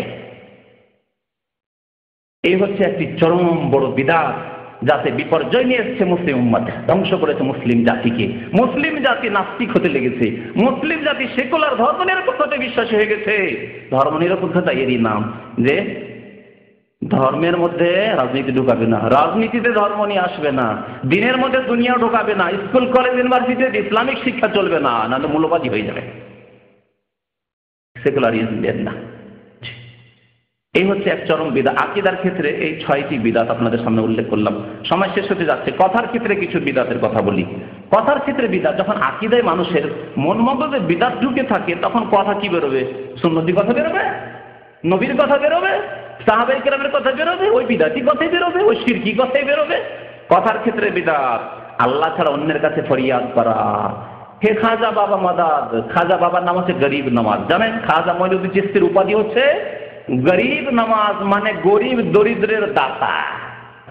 গরিব দরিদ্রের দাতা কে বলুন তো দেখি? আল্লাহ বলছেন আনতুমুল ফুকারাউ ইলাল্লাহ, হে বিশ্বের মানুষ, তোমরা আল্লাহর সামনে তোমরা দরিদ্র, অভাবী। আর এই সুফিবাদ আমাদেরকে শিখালো, এই বিদআতি আকীদা আমাদেরকে শিখালো যে তোমরা উচ্চারণ করো খাজা বাবা মঈনুদ্দিন চিশতি গরিব নামাজ, ইয়া আব্দুল কাদের জিলানী গৌসুল আজম শাইয়ান লিল্লাহ, আল্লাহর রাস্তা আপনি কিছু আমাকে দেন। এগুলি শিরকি কুফরি কথা শিখালো এই ভ্রান্ত আকীদা। আল্লাহ ছাড়া অন্যের পানাহ চাওয়া, বালা মুসিবতে পড়লে পীর কিবলাকে ডাক দেওয়া, জি, জিনকে ডাকা, আল্লাহ ছাড়া অন্যকে ডাকা। হিন্দুরা দেবী দেবতাকে ডাকে, আর মুসলিমরা পীর বাবাকে, পীর কিবলাকে ডাকে। ইয়া আলী বলে ডাকে না, ইয়া হুসেন বলে ডাকে না, জি, ইয়া গৌস বলে ডাকে, জি, বড় বড় পীরের নাম ধরে তারা ডাকে। তাদের কাছে ওরা বড় পীর এবং তারা উদ্ধার করতে পারেন। তাদের কথা বললাম যে এরা গৌস, কুতুব, ইত্যাদি, আবদাল ইত্যাদি তাদের উপাধি রয়েছে। কথার ক্ষেত্রে আরেকটি বিদআত হচ্ছে জিকির আজকারের ক্ষেত্রে বিদআত। জিকির আজকারের ক্ষেত্রে, জিকির আজকার মানে, আমার জিকিরের আদতের বক্তব্য রয়েছে, শুনবেন। জিকির আজকার মানে উপমহাদেশের লোক বুঝে যে আনুষ্ঠানিক জিকির সম্মিলিত, বসে হালকা হালকা বানিয়ে, আর তার সাথে যে ওজিফাগুলি জিকিরগুলি পীর সাহেব দিয়েছেন সেই জিকির, তারপরে তাতে 6 লতিফার জিকির, আর কিছু লোকের লতিফা না থাকলেও তাদের জিকিরের বিভিন্ন স্তর আছে। আপনি একেবারে নিচু স্তরের মুসলমান, সুতরাং পূর্ণাঙ্গ কলিমার জিকির লা ইলাহা ইল্লাল্লাহ পুরা জিকির। আর আপনি একটু অ্যাডভান্স উন্নত মুসলমান, আপনি জিকির করে কিছু উন্নতি করেছেন, পীরের মুরিদ বেশ কিছুদিন ধরে হয়ে আছেন আর উন্নতি করেছেন, কিছু বেশ ওয়াজিফা জিকির হয়ে গেছে, তাহলে ইল্লাল্লাহ ইল্লাল্লাহ ইল্লাল্লাহ ইল্লাল্লাহ। আরো কিছু উন্নতি করেছেন, আল্লাহু আল্লাহু আল্লাহু আল্লাহ। আরো কিছু উন্নতি যখন করে নিয়েছেন, এখন ফানা হয়ে গেছেন, ফানা ফিল্লা হয়ে গেছেন, একেবারে বিলীন হয়ে গেছেন আল্লাহ, হু হু হু হু হু, এই জিকির। এগুলো হচ্ছে মুসলিমদের জিকির, এগুলো হচ্ছে বিদাতি কথা আর এই বিদাতি ইবাদত। এসব হচ্ছে সুফিবাদের জিকির আজকার। এছাড়া বহু তাদের জিকির আজকার, বিদাতি জিকির আজকার রয়েছে, যেগুলি বলার এখানে সময় নেই। বিদাতি ওজিফা, জিকিরের পরে বিদাতি ওজিফা। কথার বিদাত হচ্ছে বিদাতি ওজিফা। ওজিফা আহাদনামা, আমাদের দেশে আহাদনামার কি ফজিলত, আহাদনামা শুনেছেন না? আমাদের দেশে ওজিফার কিন্তু আহাদনামা পাবেন। আর পাবেন দুয়ায়ে গঞ্জুল আরশ, দুয়ায়ে গঞ্জুল আরশ, গঞ্জুল গাব, গাব আরবিতে আছে, গাব নেই, গঞ্জুল আরশ গাব দিয়ে লিখা আছে। তাহলে বোঝা গেল এটাও করতে গিয়েছে, ওই পারস্য দেশ থেকে গিয়েছে। আর খতমে ইউনুস, ইউনুস আলাইহিস সালামের দোয়া কোরআনে কারীমে আছে, কিন্তু এত হাজারবার বা এত শতবার আর একেবারে চোখ বন্ধ করে অন্ধকার ঘরে পড়তে হবে বিভিন্ন ফর্মালিটিতে, তরিকাতে, এগুলি হচ্ছে সব বিদাতি জিকির আজকার, বিদাতি ওজিফা। বালা মুসিবত আসলে খতমে ইউনুস শুরু করে। কোনো বালা মুসিবত, স্বামী জেলে চলে গেছে, অসুস্থ হয়ে গেছে, কেউ হাসপাতালে আছে, সবাই মিলে ওই দানা নিয়ে, কি ডাল নিয়ে, বুট নিয়ে বসে, বাংলাদেশে বুট নিয়ে বসে, বুট যে বিভিন্ন রকমের বিচি নিয়ে বসে, ওই সব নিয়ে খতমে ইউনুস করে, খতমে ইউনুস। এগুলি সব বিদাত। এছাড়া বহু জিকির আজকার রয়েছে, বিদাতি জিকির রয়েছে, যেগুলি বলার এখন সময় নেই। বিদাতের ক্ষেত্রে আরেকটি কথার বিদাত হচ্ছে দুরুদের বিদাত। দুরুদ ইসলামে আছে, আর প্রত্যেক নামাজে দরুদ না পড়লে নামাজ হয় না, এটি হচ্ছে আমাদের এতেকাদ বিশ্বাস। দরুদ পড়া হচ্ছে নামাজের রকম পিলার। যদি কেউ 14টির মধ্যে একটি, যদি কেউ আল্লাহুম্মা সাল্লি আলা মুহাম্মাদ আল্লাহুম্মা বারিক আলা মুহাম্মাদ ইন্নাকা হামিদুম মাজিদ পর্যন্ত না পড়ে, তাহলে তার নামাজ হয় না। আল্লাহ উত্তম অবস্থায়, নামাজের অবস্থা সবচেয়ে শ্রেষ্ঠ অবস্থা মানুষের ইবাদতের অবস্থা, সেই সময় যদি আল্লাহর নবীর উপর দরুদ সালাম পেশ না, আসসালামু আলাইকা আইয়ুহান নবী ওয়া রাহমাতুল্লাহি ওয়া বারাকাতুহু, আত্তাহিয়াত যদি না পড়েন তাশাহুদ, তাহলে নামাজ হয় না। এই হচ্ছে আমাদের ইতিকাদ। পক্ষান্তরে ওই বিদাতপন্থীদের আলেমদের কথা শোনাচ্ছি, তাদের নিকটে দুরুদ পড়ার, আত্তাহিয়াত পড়া ওয়াজিব নয়, ফরজ নয়, রুকুন তো নয়, না পড়লেও হয়, তত একটু বসে গেলেই নামাজ হয়ে যায়। আত্তাহিয়াত বসে যদি আত্তাহিয়াত নাও পড়ে, আল্লাহুম্মা সাল্লি আলা মুহাম্মাদ নাও পড়ে, নামাজ হয়ে যাবে। তাহলে দুরুদ কে পড়ে? আমরা পড়ি দুরুদ। দুরুদের ভক্তকে, নবীর উপর দরুদ সালাম কে বেশি পেশ করে? আমরা পেশ করি। আমরা মনে করি যে নামাজ হবে না যতক্ষণ আপনি দরুদ সালাম নবীর উপর পেশ না করবেন সাল্লাল্লাহু আলাইহি ওয়াসাল্লাম। যতবার নবীর নাম শুনবেন বলবেন সাল্লাল্লাহু আলাইহি ওয়াসাল্লাম। মুহাদ্দিসিন কিরামরা এই আদর্শ আমাদের মাঝে ছেড়ে গেছেন, নবী করিম সাল্লাল্লাহু আলাইহি ওয়াসাল্লামের এই আদর্শ ছেড়ে গিয়েছেন। যে কোনো হাদিসের কিতাব খুলে দেখবেন, কালা রাসূলুল্লাহ সাল্লাল্লাহু আলাইহি ওয়াসাল্লাম, সাল্লাল্লাহু আলাইহি ওয়াসাল্লাম ছোট্ট দুরুদ পাবেন। নামাজের মধ্যে দুরুদ না পড়লে নামাজ হবে না, সালাম না নবীর উপর পেশ করলে নামাজ হবে না। আর এই সম্মিলিত দুরুদ, ইয়া নবী সালাম আলাইকার দুরুদ, আর ওই চা খাওয়ার দুরুদ, জালসা ওয়াজ মাহফিলের বাংলাদেশের, ভারতে, আল্লাহুম্মা সাল্লি আলা সাইয়্যিদিনা মাওলানা মুহাম্মদ ওয়া আলা আলি সাইয়্যিদিনা মাওলানা মুহাম্মদ। আর যে সুর দিয়ে টান দিল, বিদাতীদের সুর, সেই জন্য সুর দিলাম না, দেওয়ার দরকারও নেই। আর এই যে শুরু আল্লাহুম্মা শুরু করিয়ে দিল, তারপর দেখছি চা খাচ্ছে, না দুধ খাচ্ছে। আমাদের তো কিছুই দেন না, আপনারা ঘন্টায় ঘন্টা বলিয়ে নিচ্ছেন। চা দুধ রাখা আছে, মাশাআল্লাহ, চা দুধ খাচ্ছে, আল্লাহুম্মা দিয়ে দিল। আর লোকেরা একেবারে ঝুঁকে ঝুঁকে পড়তে আছে, আর এদিকে ওর চা পানি খাওয়া হচ্ছে, একটু রেস্ট করা হচ্ছে, তারপরে কিছু চিন্তা করতে হবে, আর কি বলবো তাও চিন্তাও করা হচ্ছে, কারণ আমরা তো বক্তা ভালো করে বুঝি। তো চিন্তা করা হলে চিন্তা করার সুযোগ আছে। আরে বলতে আছে, না পানি না চা না চিন্তা করার সময়, কোনো সময়ই দেন না আপনারা। তো এই দুরুদ সালামের বিদাত, বিদাতি তরিকায় দুরুদ সালাম। ওয়াজ মাহফিলের দুরুদ আলাদা, আর মিলাদ মাহফিলের দুরুদ আলাদা। জি, জুমার দিনের জুমার নামাজের পরে দুরুদ আলাদা। আবার আজানের মধ্যে আসসালাতু ওয়াসসালামু আলাইকা ইয়া রাসূলুল্লাহ আজকাল শুরু হয়েছে বিভিন্ন মসজিদে, ভারত বাংলাদেশে, পড়ে না? আসসালাতু ওয়াসসালামু আলাইকা ইয়া রাসূলুল্লাহ, আসসালাতু ওয়াসসালামু আলাইকা ইয়া নবী আল্লাহ, আসসালাতু ওয়াসসালামু আলাইকা ইয়া খায়রা খালকিল্লাহ, এগুলো নতুন শুরু করেছে, যা কানে মাঝে মাঝে দেশে গেলে শুনতে পাওয়া যায় বিদাতীদের মসজিদ থেকে। কথার বিদাত হচ্ছে কোরআন এবং হাদিসের বিকৃতি। বিদাতীরা সমস্ত বিদাতকে সাব্যস্ত করার জন্য কোরআন এবং হাদিসের ওয়াক্তের বিকৃতি ঘটায়। শব্দের বিকৃতি ঘটাতে পারে না, কারণ আল্লাহ সুরক্ষিত করেছেন কোরআন এবং হাদিসকে তাদের এই জালেম হাত থেকে, কিন্তু তারা অর্থের বিকৃতি করে, অর্থের বিকৃতি করে। এর বিভিন্ন উদাহরণ রয়েছে, সময় তো অল্প, না হলে এগুলোর উদাহরণ দেওয়া যেতে পারে, তবে বিভিন্ন আলোচনা ইনশাআল্লাহ তাআলা এই উদাহরণগুলি দেওয়া হবে। কোরআন আয়াতের বিকৃতি করে। আল্লাহর নবীর জীবদ্দশায় আল্লাহ পাক রব্বুল বলছেন যে ওয়ালাউ আন্নাহুম ইযযালামু আনফুসাহুম, যখন কেউ জুলম অত্যাচার করবে, গুনাহ করবে, পাপের কাজ করবে, জাউকা, আর যদি আপনার কাছে আসে ফাস্তাগফিরুল্লাহ ওয়াস্তাগফির লাহুমুর রাসূল, আর তারা যদি আল্লাহর কাছে মার্জনা কামনা করে, আর রাসূলও তাদের জন্য যদি মার্জনা কামনা করে, লাওয়াজাদুল্লাহ তাওয়াবুর রহিম, তাহলে আল্লাহ পাক রব্বুল আলামিন তাদের তওবা কবুল করবেন এবং আল্লাহ তাদের গুনাহ খাতা মাফ করবেন, দয়া করবেন। আল্লাহর নবীর জামানার কথা বলা হয়েছে বিশেষ ঘটনার প্রেক্ষাপটে, আর বিশেষ বিশেষ ঘটনার ক্ষেত্রে বলা হয়েছে এরকম ঘটনা ঘটেছিল, তখন হচ্ছে এরা ভুল করেছে, এরা আসুক আল্লাহ নবীর কাছে ভুল স্বীকার করুক এবং আল্লাহ নবীর কাছে দরখাস্ত, ইয়া রাসূলুল্লাহ আপনি আমাদের জন্য গুনাহ খাতা মাফের দোয়া করেন, আর আমরাও তওবা ইস্তিগফার করছি, তাহলে আল্লাহ মাফ করবেন, সোজা অর্থ এর। কিন্তু আল্লাহ নবীর ইন্তেকালের পরে কবর মাজার পন্থীরা বলে যে না, এখন আল্লাহ নবীর কবরের কাছে যেতে হবে, আর যাওয়ার পরে বলতে হবে ইয়া রাসূলুল্লাহ আমি ভুল করেছি, জিনা করেছি, ইয়া রাসূলুল্লাহ আমি চুরি করেছি, ডাকাতি করেছি, ইয়া রাসূলুল্লাহ আমি টাকা পয়সা বেঈমানি করেছি, অনেকদিন নামাজ পড়িনি, ইয়া রাসূলুল্লাহ আমি আল্লাহর কাছে গুনাহ খাতার তওবা করছি, আপনি আল্লাহর কাছে আমার জন্য একটু মাফ চেয়ে দেন, আমার জন্য আল্লাহর কাছে একটু দোয়া করে দেন, কবরের কাছে যাই। দেখলেন কোরআন আয়াত কেমন বিকৃতি করে। এই অর্থ 1400 বছরের মুফাসসিরিনে কিরাম তারা বুঝেননি। আল্লাহ নবী সাহাবারা আল্লাহ নবী ইন্তেকালের পরে এই কাজ করেননি, তাবেঈনরা করেননি। সেই যুগে ভুল ভ্রান্তি হতো না, কেউ কেউ কবরের কাছে গিয়েছে আর গিয়ে বলেছে ইয়া রাসূলুল্লাহ ভুল করেছি, আপনি আল্লাহর কাছে একটু আমার জন্য ক্ষমা চেয়ে দেন। কেউ বলেছে এই তরিকা আছে? নেই তরিকা ইসলামে। এগুলি হচ্ছে কথার বিদাত। কথার বিদাতের মধ্যে হচ্ছে উচ্চারণ করার নিয়ত। প্রত্যেক কর্মের ক্ষেত্রে, ইবাদতের ক্ষেত্রে উচ্চারিত নিয়ত, নিয়ত করতে হয়, নিয়ত পড়তে হয় না। ভারত বাংলাদেশের অধিকাংশ মানুষরা নিয়ত কি করে? পড়ে, নিয়ত পড়ে। নিয়ত পড়া হচ্ছে কথার বিদাত, বাচনিক বিদাত।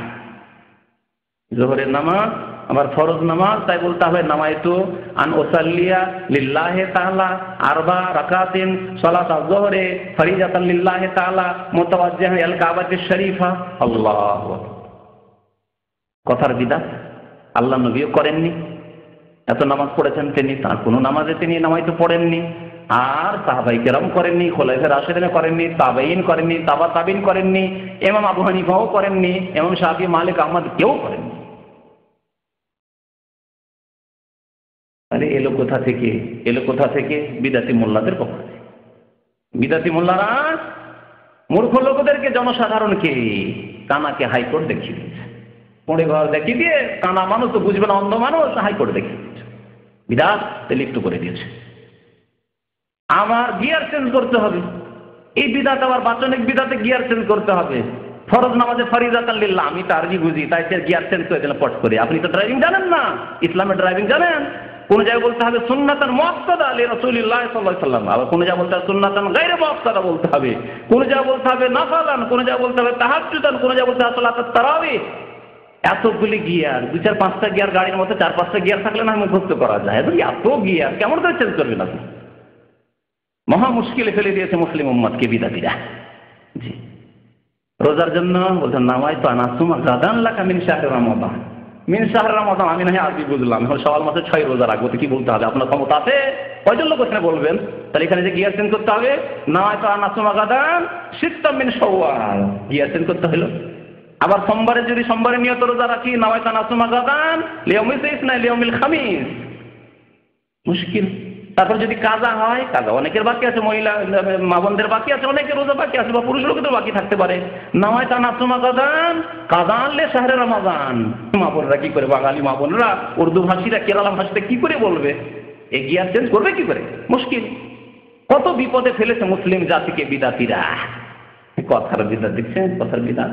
হজ করলে আল্লাহুম্মা ইন্নী নাওয়াইতুল হাজ্জা ওয়াল উমরাতা ফায়াসসিরহু লি ওয়া তাকাব্বালহু মিন্নী। সে কি করে বলবে?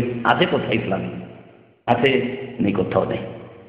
এগুলো বিদআত। আমলের ক্ষেত্রে বিদআত, কয়েকটি বিদআত উল্লেখ করি। আমলের ক্ষেত্রে বিদআত হচ্ছে কবর পাকা করা। কবর পাকা না করলে কবরে সেজদা হতো না। কাঁচা কবরে সেজদা কোনোদিন হয় না, আর হবে না। কবর পাকা করা নবী করিম সাল্লাল্লাহু আলাইহি ওয়াসাল্লাম হারাম করেছেন, নিষেধ করেছেন। নাহা রাসূলুল্লাহ সাল্লাল্লাহু আলাইহি ওয়াসাল্লাম কবর, কবর পাকা করতে নিষেধ করেছেন নবী করিম সাল্লাল্লাহু আলাইহি ওয়াসাল্লাম। জি, নবীর বিরোধিতা করে ওয়া ইউশাকির রাসূল, আগে শুরুতে আয়াত পাঠ করেছে, নবীর বিরোধিতা যারা করলো তারা কোথায় যাবে? নুসলিহে জাহান্নামে, জাহান্নামে যাবে। কবর পাকা যারা করেছে, করিয়েছে, এর পেছনে যারা ইন্ধন জুগিয়েছে, নুসলিহে জাহান্নাম ওয়া সাআত মাসীর, আল্লাহ পাক রব্বুল আলামিন বলেছেন। কবর পাকা করা এই আমল হচ্ছে শিরকের দিকে উম্মতকে ঠেলে দেওয়া। কবরের উপর ঘর নির্মাণ করা, গম্বুজ তৈরি করা। কবরের ওপর যে তৈরি আছে, ঘর তৈরি আছে, তাকে এত সাজসজ্জিত করা হয়, এবং ভারত, পাকিস্তান, বাংলাদেশ এসব দেশগুলিতে সরকারের বাজেট পাচ্ছে। মসজিদের জন্য হয়তো বাজেট হয় না, কিন্তু মাজারের জন্য অবশ্যই বাজেট হয়। মসজিদ ভেঙে দিতে পারে, কিন্তু কোনো স্টেশনে, বাস স্ট্যান্ডে কোনো জায়গায় যদি মাজার পড়ে যায় পাকা কবর, তা ভাঙা চলবে না, তা ভাঙা যাবে না। কারণ জনসাধারণের কাছে ভোট নিতে হবে, আর জনসাধারণ সব কবর পূজারী, মুশরিক। সুতরাং তাদের মনকে জয় করতে হবে। আর মসজিদে তো নামাজ পড়ে, মসজিদ ভেঙে দিল, এমনকি 2-4 দিন কিছু লোকেরা অসন্তুষ্ট থাকবে, আর এরা ভোট না দিলেই বা কি হবে?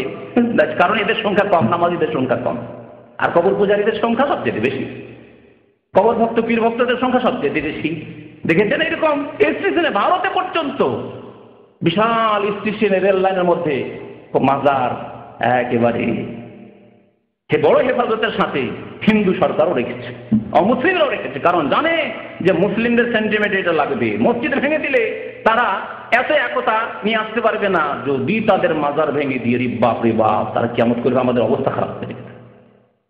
কারণ এরা কবর ভক্ত, মসজিদ ভক্ত না, এরা আল্লাহ ভক্ত না, এরা মাজার ভক্ত। তারপরে কবরের উপর চাদর চড়ানো, সব কর্মের বিধান। তাবিজ, বালা, জি, এসব হচ্ছে কর্মের বিধান। নবী করিম সাল্লাল্লাহু আলাইহি ওয়াসাল্লাম শিরক বলে আখ্যায়িত করেন। বিবাহ শাদীর ক্ষেত্রে বিদাতের শেষ নেই। যদি বিবাহ শাদীর বিদাত বলি তাহলে 2-4 দিন আমাকে বলতে হবে।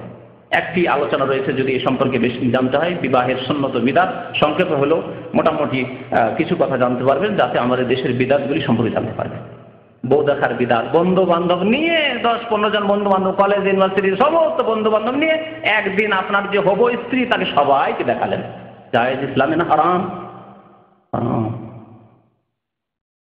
তারপরে বিয়ে শাদী করে নিয়ে আসার পরে হাজার হাজার লোককে, শত শত লোককে দাওয়াত করলেন, আপনার ওলিমার দাওয়াত, সবার জন্য স্টেজে বসিয়ে দিলেন, আর টাকা পয়সা সবাই দিচ্ছে, উপঢৌকন দিচ্ছে, হাদিয়া তোফা দিচ্ছে, আর সবাই আপনার বিবিকে দর্শন করবে। আছে না নেই? এগুলি বিদাত নয়? জি, কত রকমের যে বিবাহ শাদীতে বিদাত রয়েছে। উকিল বাপের বিদাত, বাবা আছে, তারপরে বাবা বিয়ের মালিক হতে পারছে না, উকিল বাপ বানাবে, সারা জীবন ধরে উকিল বাপ থাকবে, আর ওই যুবতী মেয়ে ওকে বাপ বাপ করতেই থাকবে, আর ওর সামনে তার জন্য আর পর্দা নেই। এরকম বহু বিদাত বিবাহের ক্ষেত্রে রয়েছে। বিবাহের ক্ষেত্রে আর একটি বিদাত বিশেষ করে উল্লেখযোগ্য, কারণ এমন কোন পরিবার মনে হয় পাক আছে কিনা আল্লাহ জানে। 1000-1টি পরিবার পাক নেই আমাদের এই বিদাত থেকে, হিন্দুদের কাছ থেকে নেওয়া বিদাত। তা হচ্ছে যৌতুকের বিদাত, কোন প্রথার বিদাত। হিন্দুদের মধ্যে ছিল যে মেয়েকে দিতে হবে, আর তার সাথে টাকা পয়সা, ধন দৌলত দিতে হবে। মুসলিমরা শুরু করেছে, এই হারাম খাওয়া শুরু করেছে, যৌতুকের বিদাত।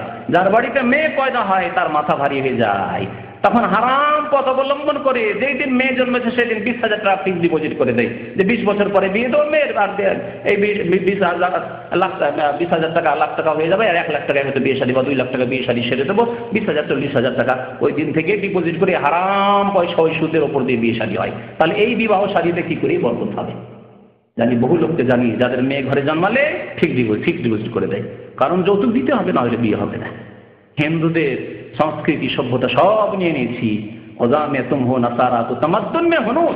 আল্লামা ইকবাল রহমতুল্লাহ আলাইহি বলছেন যে তোমাদের চাল কাটিং ছাটিং হচ্ছে তোমাদের খ্রিস্টানদের মতো, আর তোমাদের তাহজিব তামাদ্দুন, তোমাদের সংস্কৃতি সভ্যতা হচ্ছে হিন্দুদের। তোমাদের বিবাহ শাদী, আদান প্রদান সবকিছু হচ্ছে তোমাদের কবর মাজারে যাওয়া, আর ওই সব সিজদা করা হিন্দুদের মন্দিরের মতো। তামাদ্দুন মে হুনুন, হিন্দুদের মতো তোমরা আর ইয়ে মুসলমান হে জিনে দেখ কে শর্মা ইয়াহুদ, হাইরে মুসলমান তোমাদেরকে যদি ইহুদিও দেখে তো ও লজ্জা পাবে যে এরা কি করেছে। আমরা তো ধর্মকে বিকৃত করেছি, মুসা আলাইহিস সালামের ধর্ম কি, কিন্তু মুহাম্মদ সাল্লাল্লাহু আলাইহি ওয়াসাল্লামের সত্য ধর্মকেও এই মুসলিমরা বিকৃত করে ফেলেছে। যৌতুক এই হারাম, সুতরাং এই হারাম থেকে নিজেকে বাঁচাবেন, নিজের ছেলে মেয়েদেরকে বাঁচাবেন, নিজের পরিবারকে বাঁচাবেন। আল্লাহ যেন আমাদেরকে তৌফিক দান করেন।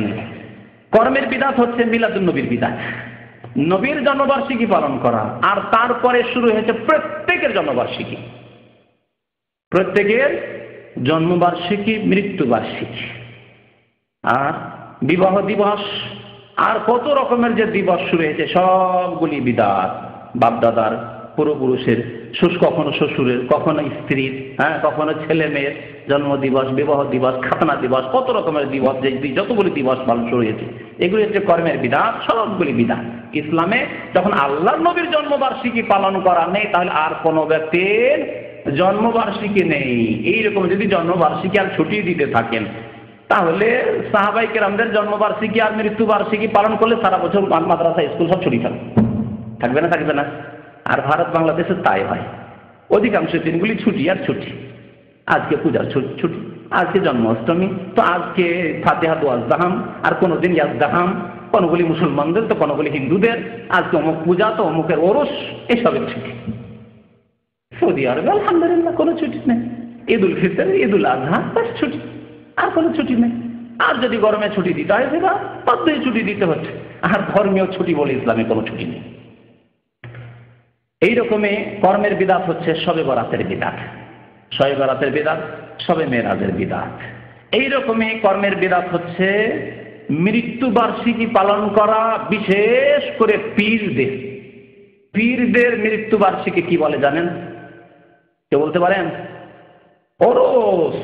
ওরস মানে হলো বিবাহ, আর পীরের মৃত্যু দিবস। আবার পীরের মৃত্যু দিবসকে ওরস কেন বলা হইল? রহস্য, এ ধর্মীয় রহস্য, বিদাতি ধর্মীয় রহস্য।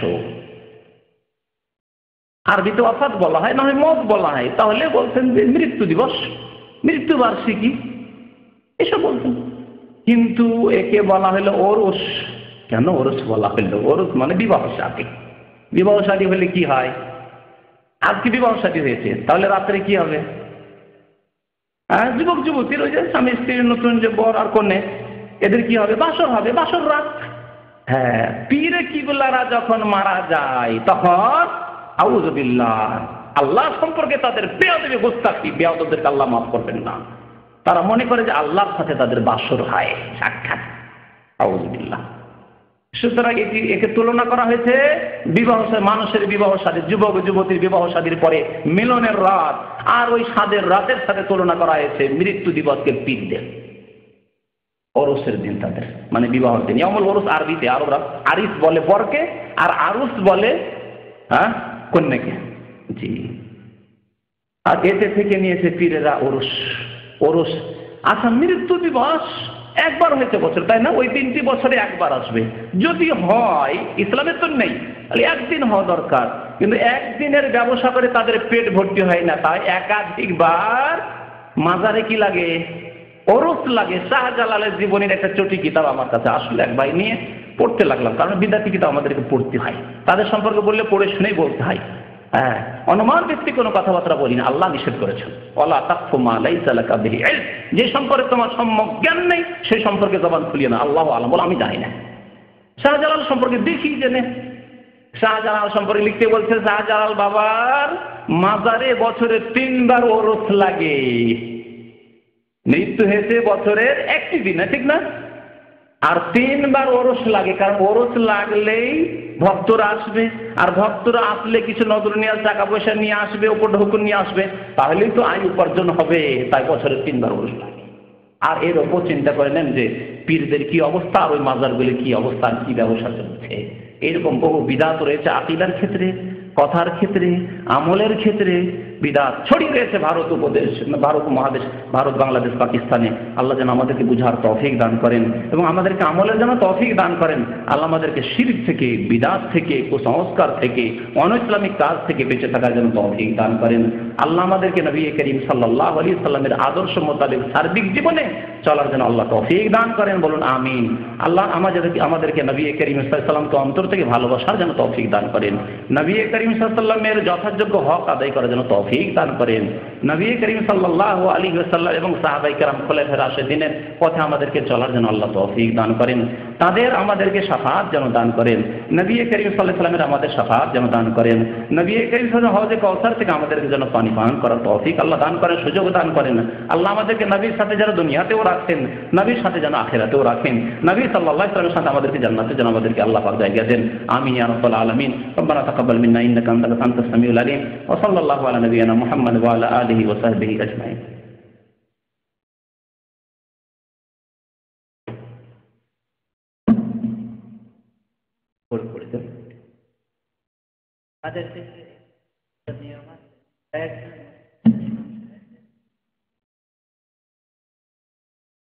কোরআনের খতম, তাই না? কোরআনের খতম আবার দুয়ার জিকিরেরও খতম হয়, সব রকম খতম হয়। দেখেন, কোরআন খতম করা, নিজে যদি খতম করেন এটি হচ্ছে ইবাদত। কোরআন তেলাওয়াত ইবাদত, এক একটি অক্ষরে 10 নেকি করে রয়েছে। কিন্তু কোরআন খতম করার জন্য কিছু লোকে ভাড়া করে নিয়ে আসবেন, সে পয়সা দিয়ে হোক, আর ভালো খাবার খাওয়াবেন এই আশায় তারা আসছে। কারণ গরিব মানুষ, অধিকাংশ এরা গরিব মানুষ। আর ওই ভালো খাবারগুলিও বড় লোকদের বাড়িতে পাওয়া যায়, আর বড় লোকরা তো নিজের ছেলে মেয়েদেরকে কোরআন শেখাবে না, এই সুযোগে তারা কিছু ভালো খাবার মুরগা মুসাল্লাম খেতে পায়। তো এই আশায় তারা আসছেন, না হইলে আসতো না। আপনার বাড়িতে ভালো খাবার দিয়েন না, শুধু একদিন ফ্রি পড়েন, একদিন বাস। এক মাদ্রাসার এক জায়গার এক গ্রামের হুজুর হাফেজদেরকে একদিন সারাদিন কোরআন খতম করিয়ে নেন, একই পয়সাও দিয়েন না, আর একবার খেতেও দিয়েন না। জাযাকাল্লাহু খায়রান, আল্লাহ যেন আপনাকে নেকি দান করেন। আর তারপরে কোনো একদিন ডেকে দেখিয়েন, আসবে? কখনো আসবে না। আর এটি পেটের ব্যবসা নয়, পেটের ব্যবসা। আল্লাহ বলেছেন ওয়ালা তাশতারু বিআয়াতি সামানান কালিলা, আমার আয়াত অল্প মূল্যের বিনিময়ে বিক্রয় করিও না। আমার আয়াতকে, কোরআনে কারীমকে অল্প পয়সার বিনিময়ে বিক্রি করিও না। অর্থাৎ দুনিয়াতে একটু ভালো খেতে পাবে আর কয়টা টাকা পাবে, সেই জন্য কোরআন তেলাওয়াত করতে যাবে বাড়ি বাড়ি, এসব কাজ করিও না, আল্লাহ হারাম করেছে। কোরআন তেলাওয়াত ইবাদত, যেমন নামাজ পড়া, এটা কি আপনি মেনে নিতে পারছেন? কোরআনেরটা যেহেতু বিদআত চালু আছে সেজন্য হয়তো মেনে নিচ্ছেন। আপনি কি মেনে নিতে পারছেন যে একজন হুজুরকে ডাকবো আর আমার বাড়িতে সারাদিন সে নামাজ পড়বে, নফল পড়বে, সকাল থেকে নিয়ে বলে হুজুর আপনি 100 রাকাত আমার বাড়ি নফল পড়ে দেন, বরকত হবে? আপনি হুজুর মানুষ, আল্লাহওয়ালা মানুষ, আপনি আমার বাড়ি নফল পড়ে দেন, আপনাকে 200 রিয়াল 500 রিয়াল দেবো। মেনে নিতে পারবেন? মানবেন না, কারণ এটি অচেনা বিদআত, আপনি চেনেন না। আর যে বিদআতটির সাথে পরিচিতি আপনার হয়ে গেছে, খতম অসুবিধা নেই, কারণ আমাদের যে হুজুররা করছে দুটি বিদআত একই কথা। কোরআন তেলাওয়াত ইবাদত, নামাজ পড়া ইবাদত, নফল এবার নামাজ পড়াটিকে মেনে নিলেন না আপনি, আর ওটা কি করে মেনে নিতে পারবেন? বিদআত খবরদার করবেন না। নিজেরাই কোরআন পড়বেন, বাড়িতে বরকতের জন্য নিজেরা কোরআন পড়বেন, আর যে সময় পড়তে পারছেন না শুনবেন কোরআন, ক্যাসেট লাগিয়ে দেন আর কোরআন শোনেন না। যে সময়গুলিতে কাজকর্ম করছেন, আপনার পরিবার কাজকর্ম করছে, শোনেন, কোরআন শুনতে থাকেন, ফ্রি আছেন, কথা বলছেন না। হ্যাঁ, কথা বললে কোরআন বন্ধ করে দেন, কারণ আল্লাহর কথা চলবে আর আপনি কোরআন চালু রাখবেন, তা চলবে না, সেটি আলাদা কথা।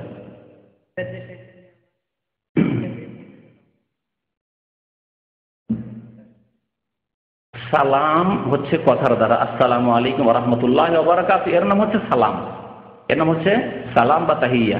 2 নম্বর হচ্ছে মুসাফাহা, মুসাফা মানে হাতে হাত মিলিয়ে মুসাফা করা। 3 নম্বরের সুন্নত হচ্ছে মুআনাকা, মানে কাঁধে কাঁধ মেলানো, কোলাকুলি করা, কোলাকুলি করা, একে বলা হয়েছে মুআনাকা, অনক থেকে কাঁধে কাঁধ মেলানো। আর 4 নম্বরে এমন কিছু নেই যে পায়ে হাত দিয়ে চুমো দেওয়া, জি, কদম বুশি করা, বুশি মানে চুমা আর কদম মানে পা, তো পায়ে চুমো দেওয়া বা পায়ের ধুলো নেওয়া, হিন্দুরা বলে পায়ে ধুলো নেওয়া, বা হিন্দুদের দেখা দেখি মুসলমানও বলতে পারে, এগুলি হিন্দুদের থেকে এসেছে। হিন্দুদের থেকে এসেছে কদম বসি বা পায়ের ধুলো নেওয়া। আল্লাহর রাস্তে হিন্দুদের সংস্কৃতি সভ্যতা ছাড়েন আর মুসলমান হন। ভারত উপমহাদেশে অধিকাংশ মুসলমানরা কলেমা পড়েছে, তাদের সংশোধন হয়নি, সেই জন্য দুর্গা ছাড়লেও দরগা তারা ছাড়েনি, দুর্গা ছেড়ে দরগায় গিয়ে পৌঁছে গেছে। আল্লাহ যেন আমাদের হিদায়াত দান করেন।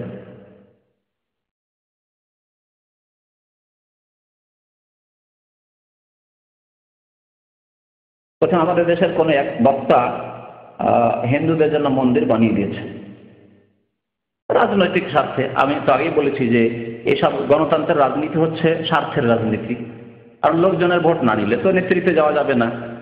সুতরাং এই ক্ষেত্রে মানুষকে রাজি করতে হবে। আল্লাহকে রাজি করা শুধু যথেষ্ট না, তাদেরকে মানুষকে রাজি করতে হবে।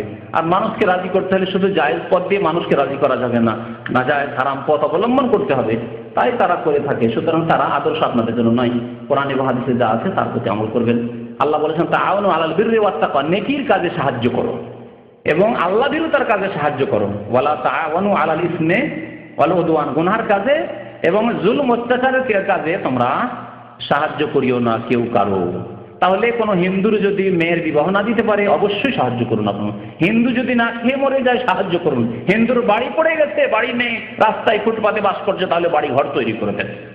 ইহুদি খ্রিস্টান যে কেউ হোক না কেন, যে কোনো অমুসলিম হোক না কেন, শুধু হিন্দু কেন, যে কোনো মানুষ, প্রত্যেক মানুষের সাহায্য করলে অবশ্যই নেকি রয়েছে। কম বেশি রয়েছে কিন্তু সব প্রত্যেক মানুষ, এমনকি জীব জন্তুর সাহায্য সহযোগিতায় নেকি রয়েছে। জীব জন্তু কুকুর শ্রীগালকে খাওয়ালেও নেকি রয়েছে, তাহলে মানুষকে খাওয়ালে, মানুষের সাহায্য সহযোগিতা হলে কেন নেকি হবে না? কিন্তু শিরকের ক্ষেত্রে, কুফরের ক্ষেত্রে, সীমা লঙ্ঘনের ক্ষেত্রে আল্লাহর হক অন্যকে দেবে, সেই জন্য আপনি সাহায্য সহযোগিতা করবেন, তা হারাম। ওয়ালা তাআওয়ানু আলাল ইসমি ওয়াল উদওয়ান, গুনাহের কাজে, পাপের কাজে এবং সীমা লঙ্ঘন, জুলম অত্যাচারের কাজে সাহায্য করিও না। কেউ কাউকে মারছে আর আপনার দেশি, যে লোকটি মারছে সে আপনার দেশি, মারতে শুরু করলেন দেশির পক্ষ থেকে, হারাম। কিন্তু যে ব্যক্তি মার খাচ্ছে তাকে বাঁচানোর জন্য আপনি সাহায্য করেন, হ্যাঁ আল্লাহ বলছেন যে তাআওয়ানু আলাল বিররি, নেকির কাজে সাহায্য, নেকির কাজে লোকটিকে বাঁচাচ্ছেন, কারণ ওটা জুলুম করছে। যে কোনো ব্যক্তি হোক না কেন, সে মুসলিম হোক, অমুসলিম হোক, হিন্দু হোক, আপনার পাশে হিন্দু আছে সেজন্য হিন্দুকে মারতে হবে, আর তাদের সংখ্যা কম আছে সেজন্য মেরে দিতে হবে না, কখনো জায়েজ নয়। তো আল্লাহ পাক রব্বুল আলামিনের দ্বীন অত্যন্ত সুন্দর দ্বীন, দ্বীনকে বুঝতে হবে এবং তার বাস্তবায়ন করতে হবে। সাল্লাল্লাহু আলা নবিয়িনা মুহাম্মদ ওয়া আলা আলিহি ওয়া সাহবিহি আজমাইন। উমরার মধ্যে কি আছে? চুল কতটুকু কাটলে হালাল হবে? চুল পুরো মাথা থেকে কাটতে হবে, হয় মুন্ডন করে, এটি সবচেয়ে ভালো, কিন্তু পুরো মাথা থেকে। আর যদি ছোট করেন মেশিন দিয়ে, তাহলে পুরো মাথা থেকে করেন। যদি কেচি দিয়ে করেন তারপরে পুরো মাথা থেকে করেন, আর কিছু কিছু একটু একটু কাটবেন, এটা যথেষ্ট নয়। এতে আপনার উমরা ঠিক হবে, ওয়াজিবে ত্রুটি থেকে যাবে। কারণ মাথার চুল কাটা হচ্ছে উমরার ক্ষেত্রে ওয়াজিব বা হজের ক্ষেত্রে ওয়াজিব, সে ওয়াজিবের ক্ষেত্রে আপনার ত্রুটি থেকে গেল। আল্লাহ যেন আমাদেরকে হিদায়াত দান করেন, ভালো কথা বোঝার এবং তার প্রতি আমল করার তৌফিক দান করেন।